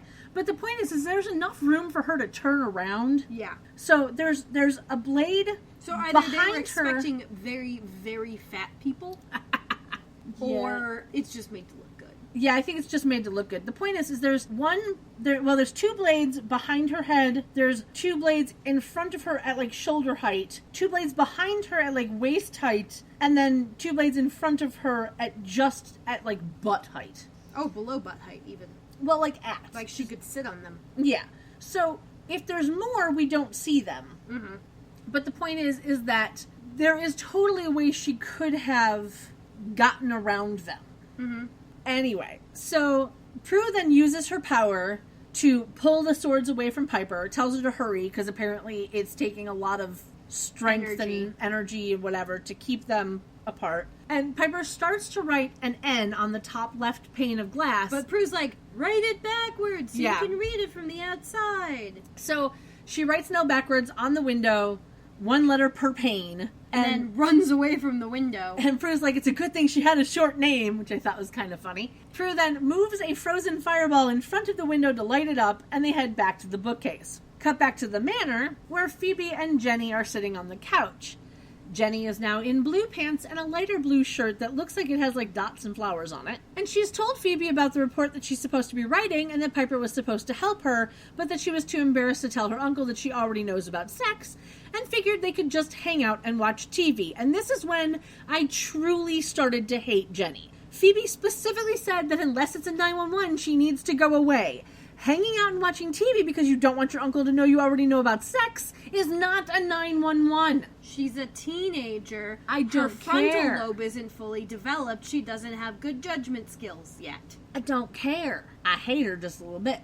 She's annoying, I'll grant you that. A little bit. Anyway, Jenny is the one that first sees the fireball in the window of the painting, and when she asks about it, Phoebe asks her to go into the other room and get a pen. And when Jenny has left, Phoebe grabs a magnifying glass Out of her bag. Like, why she had that, who knows? Don't know. She looks at the Probably painting. for the inspection. Yeah, probably. She looks at the painting and sees the word Nell, and then Jenny comes back and she's like, is something wrong? And Phoebe's like, I'm not sure. And then she starts to write a very clinical definition of the reproductive system on a piece of paper. Like talking about there are so many chromosomes. Yeah, 23 and chromosomes gametes and shit. Yeah. Which is where that zygote thing from the beginning becomes even funnier here. Indeed. And then looks at Jenny, who gives her a look, and she's like, that's okay, too complicated. Flips it over. Well, she scribbles it out, flips it over, and then draws something on the back in like 5 seconds. I counted it. Yeah, they it was show not long. her drawing for 5 seconds. And then hands Jenny the sheet of paper and basically kicks her out of the house. Yeah, she kind of pushes her out the front door. She's like, okay, go now, bye-bye, And outside, we see Jenny come down the stairs and then stop to see what Phoebe has drawn on the paper. And it's an egg and some sperm heading toward the egg. The egg is labeled us, the sperm is labeled them, and that definitely took longer than 5 seconds to draw. Even with a smart spell, it looks like it should have taken longer. If you'd only drawn like 3 sperm, that would have been 5 seconds. But but there was a lot of 20. Yeah, there was a lot of tiny little sperm on the corner of that page. But whatever. But the funny part is that Jenny's just like, she shakes her head and walks away. And we see a woman sitting in a car across the street, and it's the woman from Prue's office, Miss Franklin. So as she puts her sunglasses on, we can see that she has a blue sweater that buttons at the throat and has like flowers on the wrist. It was actually kind of cute. But with this one shot, we know for sure that she's evil. Mm-hmm.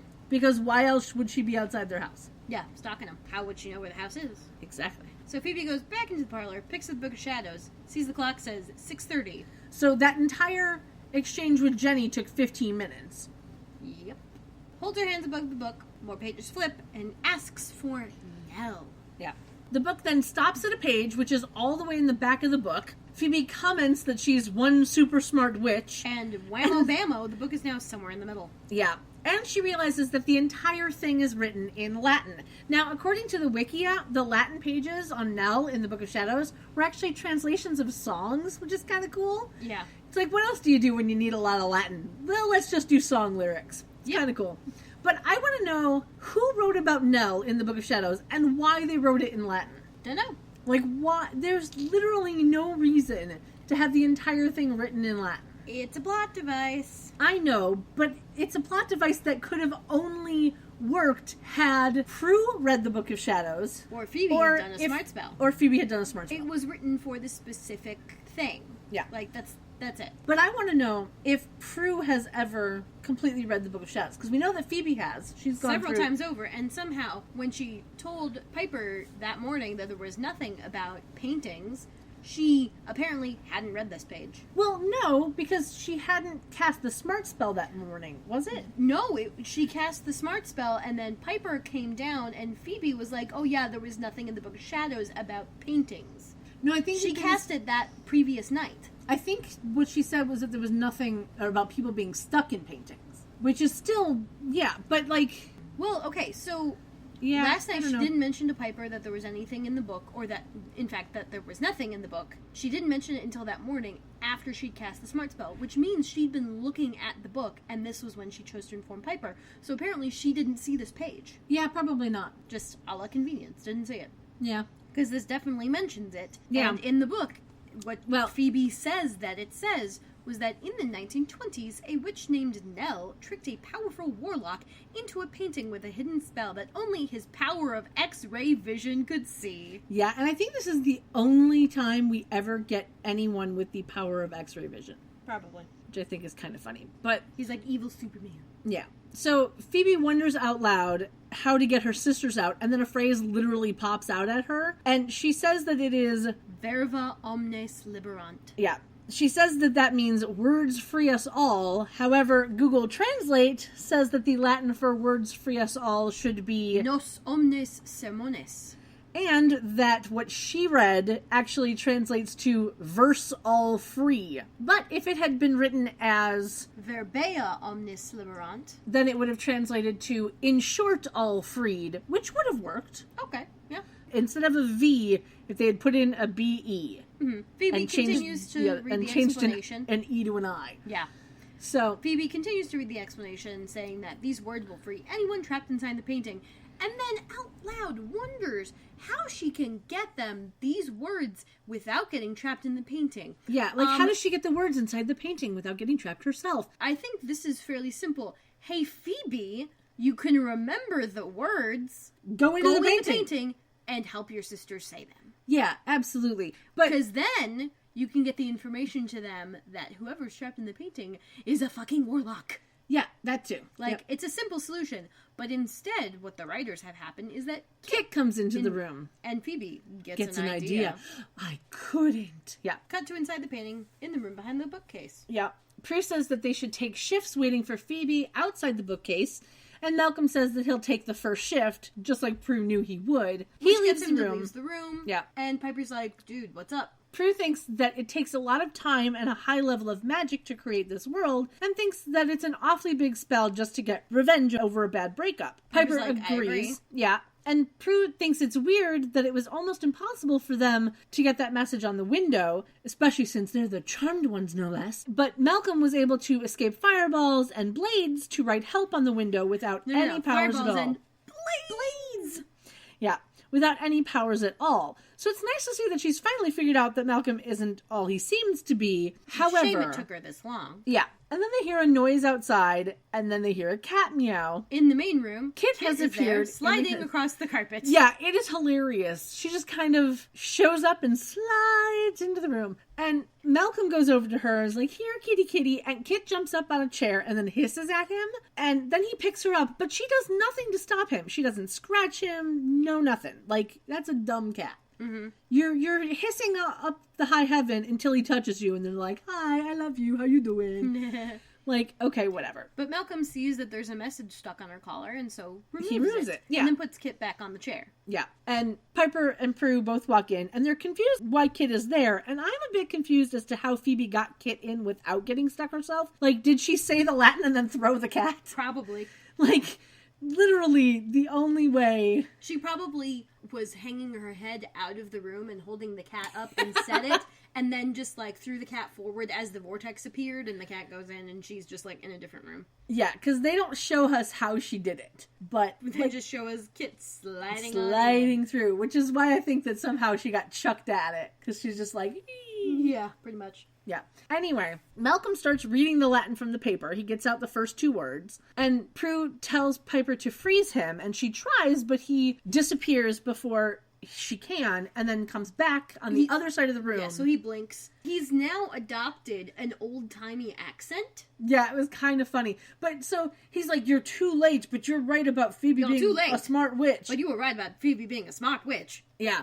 And then he It allows me to mansplains. be in one place at one moment and another next. Yeah, it's like, thanks for the mansplaining, dude. Like, And it's total, like, 30s radio announcer voice. It's great. yeah, it was kind of funny. And then a fireball heads straight for them. Prue, of course, calls it out to Piper, who freezes it. Malcolm And then, blinks out, blinks back in, And then says the last Latin word. So basically what he was saying was, verba omnes liberant. Yes. So he disappears out of the castle in a whiff of greenish smoke, but I want to know why he could say it broken up like that and it still worked.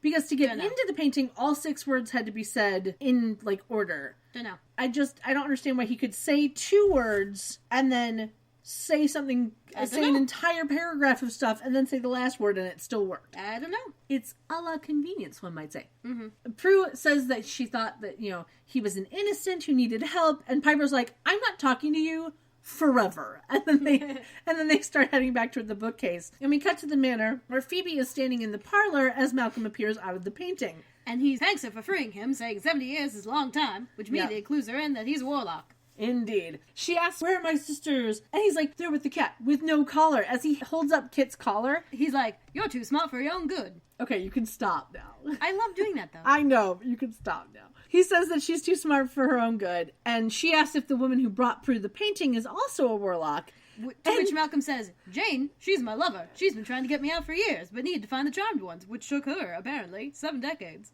Yes, seriously. I'm having fun, okay? Deal with it. Oh, God. And Phoebe's like, well, we haven't been around that long. And so, she kicks him in the stomach, does a backflip, and then kicks him over the couch into the next room, which is like the wicker room. Yeah. And she says that she read a Jeet Kune Do manual earlier, which makes her a black belt. Now, I want to know... I mean, I don't think that just reading a book would give you the muscle memory to know how to do those moves, but a la convenience, what can you do?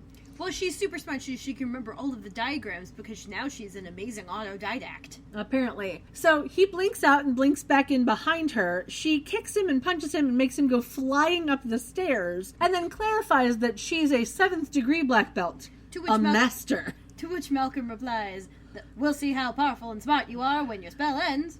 At 7. Yeah, and she's like, how did you know about that? But he blinks out and doesn't answer. And then we cut outside the manor where he blinks onto, like, the stairs. And Jane runs up to him, and we see that she's got a white shirt on under the blue sweater and dark blue pants. And the flower pattern from her wrists is also on the hem of her sweater. She really does like that color coordination. Mm-hmm. But she's excited to see him, and they share a very disgusting on-screen kiss. Yeah, It doesn't look good. No. And she wants to leave, but he tells her he's got a present for her inside the house. The power of premonition, which is something she's always wanted. And she asks what he gets, and he replies, revenge and 2 more powers. And then they kiss again, and we go to commercial break. You're having fun with it, too. Which means you can't fucking cut it. Yeah. They kiss again, we go to commercial break. And when we come back, we get an establishing shot of the painting. And we see Prue and Piper sitting on the floor, and we hear Kit meow, so we know that she's still there. And Prue is worried about Phoebe, but thinks that if anyone can figure out a way to save herself, Phoebe can. Piper says that she never would have thought of putting the message on Kit's collar, even with a smart spell, and Prue agrees that it was a great plan. And Piper says that if they get out of there, that she's going to buy Phoebe a new pair of shoes. And Prue says, I'll buy her the purse to match. Yep. Call back. And then we go back into the manor, where Phoebe has opened the Book of Shadows to find the spell again. She holds her hands above the book. The clock chimes 7. Yep, the clock starts to chime. And she tries to flip through the pages, but the spell has worn off. Yep. And even when she finds the page... she can't read Latin anymore. Oh, no. Yeah. It's very, very flowers for Algernon. Yeah. The best part, though, is that she finds the correct page just as the clock stops chiming. Yeah. Like, it was perfectly timed. But I just don't understand why she didn't look for the words she knew in Latin, because she does know the first 2. She's like, very, very, omnis, Liberace? No, it can't be Liberace. You know, like, but so she knows at least the first 2 words. But this is where I'm wondering, because at the very least, you'd think she'd have some memory of where they were on the page. Nope. But this is why I'm thinking that this might be how the no personal gain worked. That she doesn't remember anything she learned while under the spell. Probably. Because that's the only thing that would make sense. Hi, Blue. Hey, Bloober. So, Malcolm blinks into the foyer, and then opens the door, and Jane walks in. She walks up to the painting, and blows on her finger, and a flame appears, and it kind of reminded me a little bit of Hannah from Rex and Hannah. Oh, yeah. Where she, like, blew on the cigar, and it started lighting up. Yeah, it was a bit, like, practical magic-y. Yeah, a little bit. Combined with Jeremy's flame fingers. Yeah. That he uses to type out troll responses on YouTube. He's good at flexing those flame fingers. Yeah, anyway. Malcolm blinks next to Phoebe, and Jane tells Phoebe to say goodbye to her family, and then lights the edge of the painting. And when Phoebe yells, Malcolm grabs her. Yeah. So she happens to see out of the corner of her eye the Latin on the X-ray and starts to say it out loud. Malcolm, of course, realizes what she's doing. Phoebe grabs Jane's shoulder just as she finishes the Latin, and all three of them get sucked into the painting with some white smoke.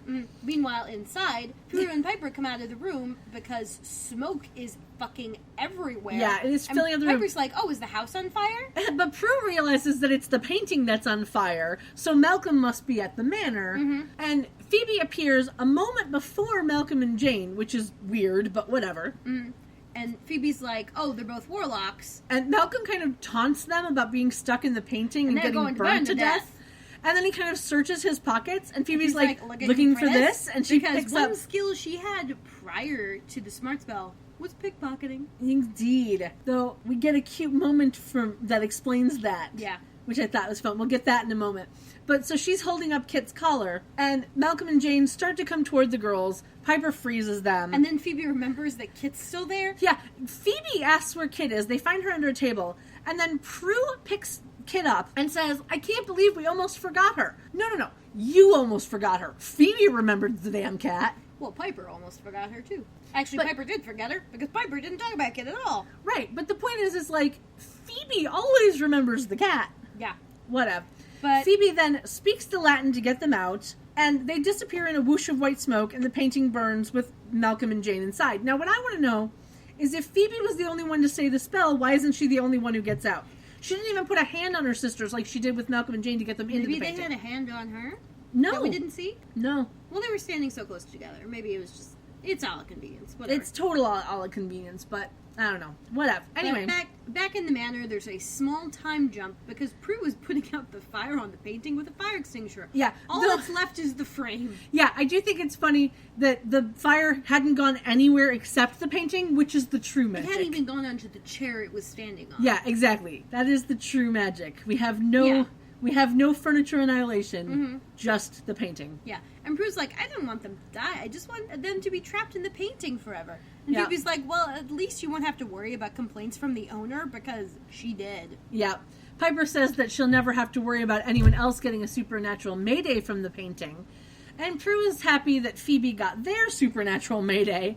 And Piper asks how she got the collar from Malcolm, to which Phoebe says that she used a very complex, very different kind of smarts. I picked his pocket. Yep, she picked his pocket because he's a warlock and it was the smartest thing she's ever done.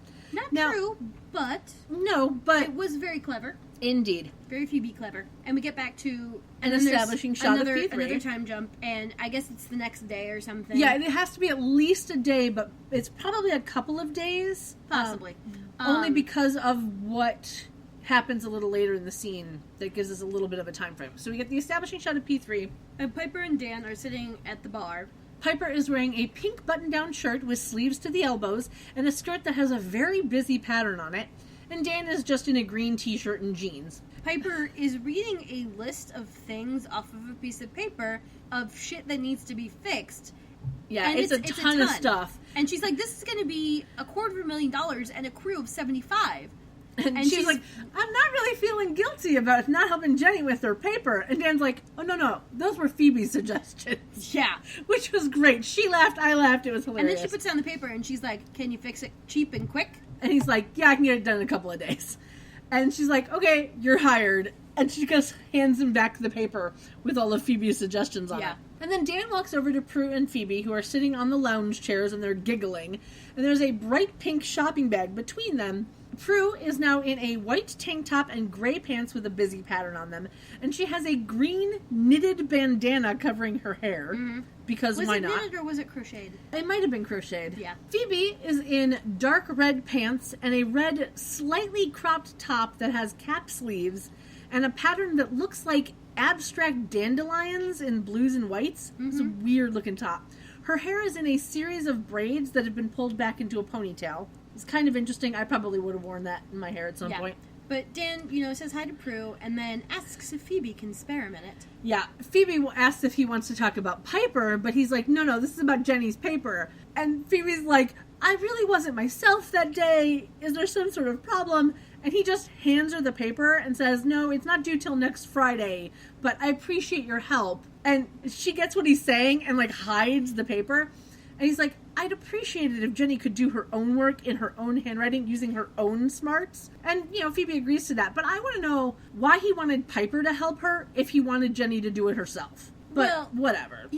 Again, remember, he doesn't know. Jenny already knows all about this. So he thinks she's gone over to Phoebe, and Phoebe has literally just drawn a diagram and said, okay, here's what you need to write your paper. And that's all she got, which is just like, this is no help at all. Thanks. I guess. I don't know. But, you know, he figured Piper would probably be like, okay, you know, explaining everything to her, and there'd be notes, not just a drawing. I guess. But, so as Dan leaves, Phoebe, like, hides her face, and Prue gives her this look, but she's just like, you don't want to know. It does seem that the smart spell made her realize that there's a lot of cool information out there, and Prue agrees, and so do I. This is why I wiki tangent, because there's a lot of cool information out there. Phoebe says that she might go back to college and take some night classes, but Prue tells her not to lose her common sense. And then Piper walks over to them, asking what they're talking about, and Phoebe says that they're talking about the job she will not be getting, and she rips up the aptitude test. Piper is very happy with this turn of events, and tells Phoebe to open her present. Phoebe reaches into this bright pink bag, which is apparently from Betsy Johnson. Back to Betsy Johnson. Indeed. And pulls out a brown purse with green and blue peacock feathers on it. Yeah, she puts it on her shoulder to model it and, like, pouts her lip. It was kind of cute. Yeah, it was a very small purse, too. Yeah, it was teeny tiny. Mm-hmm. Like, tiny, and then tiny. pulls out black, chunky heels. She seems to like them and then questions why they got her shoes and a purse, which is a callback to the getting a purse and shoes to match. But they don't match because the purse is brown and the shoes are black and they don't even look like if they were the same color that they'd go together. Nope. So, yeah. Whatever. Prue says that they're very smart looking and Piper says they're pure genius. And then it was cute. And then Prue holds up this paper from Jenny with the us versus them drawing and asks asks Phoebe to explain it. So Phoebe points at the us egg and says, that's Piper, and then points at the sperm and she's like, that's Dan. Yeah. Prue seems to enjoy the explanation. Piper gets up to poke her, and then they all fall back into a fit of giggles, and we go to the end credits. Mm-hmm. It was a cute way to end it. It left us on a high note. F sharp. Indeed. But I'm still not sure that I liked this episode. Yeah. All that much. Now, I know what my rating is, and my rating will not reflect my actual feelings, it seems. I don't know. Yeah. We are now at the end of the episode, so we are now at the ratings portion. Would you like to go first? I need to think of how to phrase mine, because I know what I want it to be. Okay. I'm going to give it 6 out of 10 Latin translations that were clearly not grammar checked by Monty Python. Because honestly, that's my favorite scene from anything Monty Python ever did. Where he catches the guy trying to do Latin graffiti and then gives him a Latin lesson about conjugation. Nice. It's good. It's good shtick.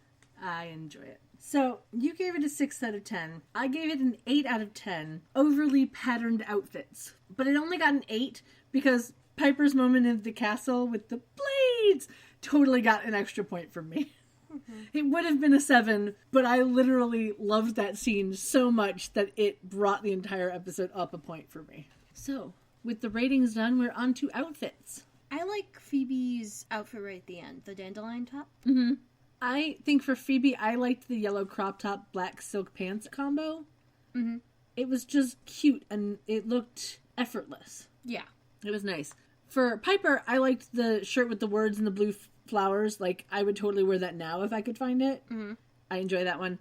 And then for Prue, I liked her last outfit, the white tank top with the gray pants, because the green bandana made it a very casual outfit, and I kind of liked it. Nice. Yeah, it was nice.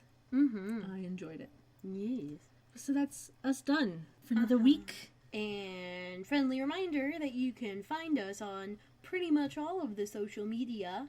Indeed. At Charmed Chats or Charmed Chats Pod, depending on what site you're on. Yep. Charmed Chats Pod on Twitter and Tumblr. And Charmed Chats everywhere else, including our website, which is charmedchats.com. charmedchats.com. And, hey guys, if you really like this here thing that we keep doing, we would really fucking love it if you could help us keep doing it by going to our Patreon. Indeed. So that's patreon.com/charmedchats. Indeed. And there are perks. There are perks up that you can only get if you are a Patreon supporter. Even at the $1 level, that will still get you all of those perks. Yes. Though we would appreciate more than $1 because that actually helps us out more. But, you know, I understand. Yes, we do have a Facebook page, which at this moment is, all the comments are pretty much done by Regina. Hi, Regina. Hi, Regina. And we'd love more people to comment on stuff. Absolutely. We love that. We always respond. Yes. It might take us a day or two, depending on where you... I usually do it pretty quick. Yeah, but it But depends on... I do it 90% on mobile, so if I like something, if your post is liked by Charmed Chats, chances are it's me. Yeah, because if I'm on my computer, I will normally change it over to me so that I am personally liking it. And I'm almost never on Facebook on my computer, so...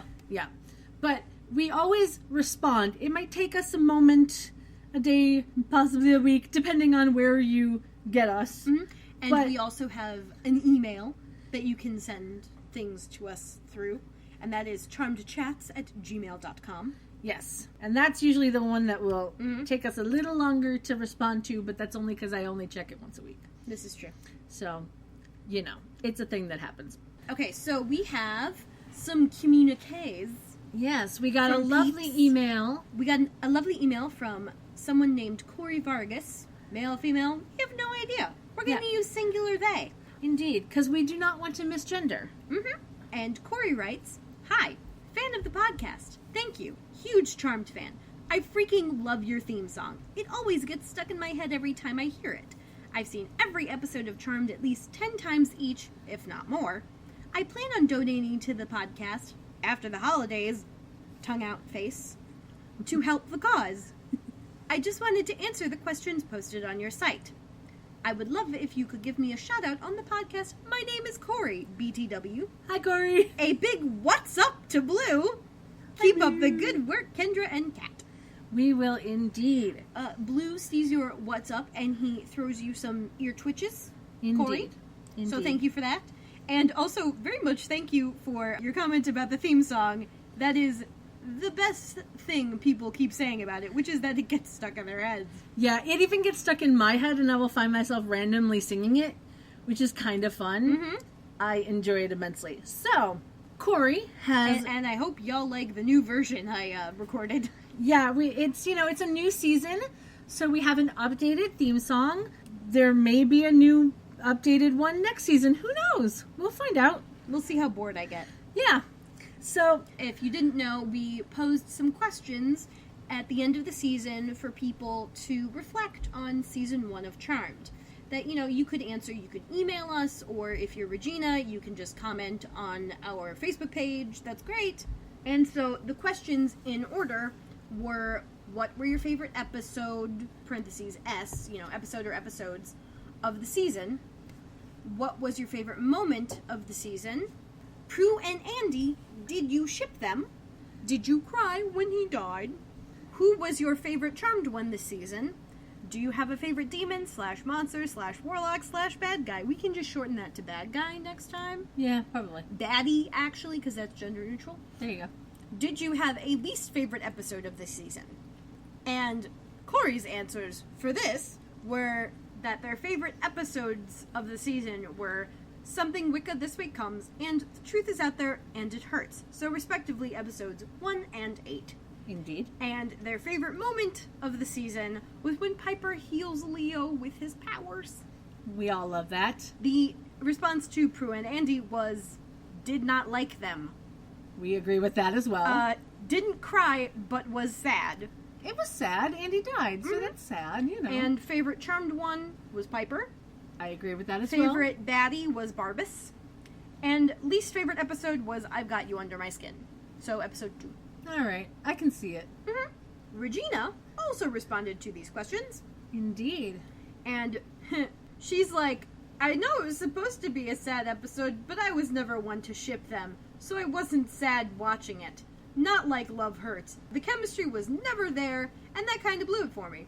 I will now and forever be a Piper and Leo fan. Darn tootin'. And then continues with, please don't hate me, but I don't hate The Wedding from Hell. I don't hate you for that. My I least just, favorite episode you know. from this season is Dream Sorcerer. I think my favorite episodes were The Wendigo, mostly because they don't pronounce it weirdly like they did in the Wendigo episode on Supernatural. Yeah. I am pointing to my nose, Regina, because, yep.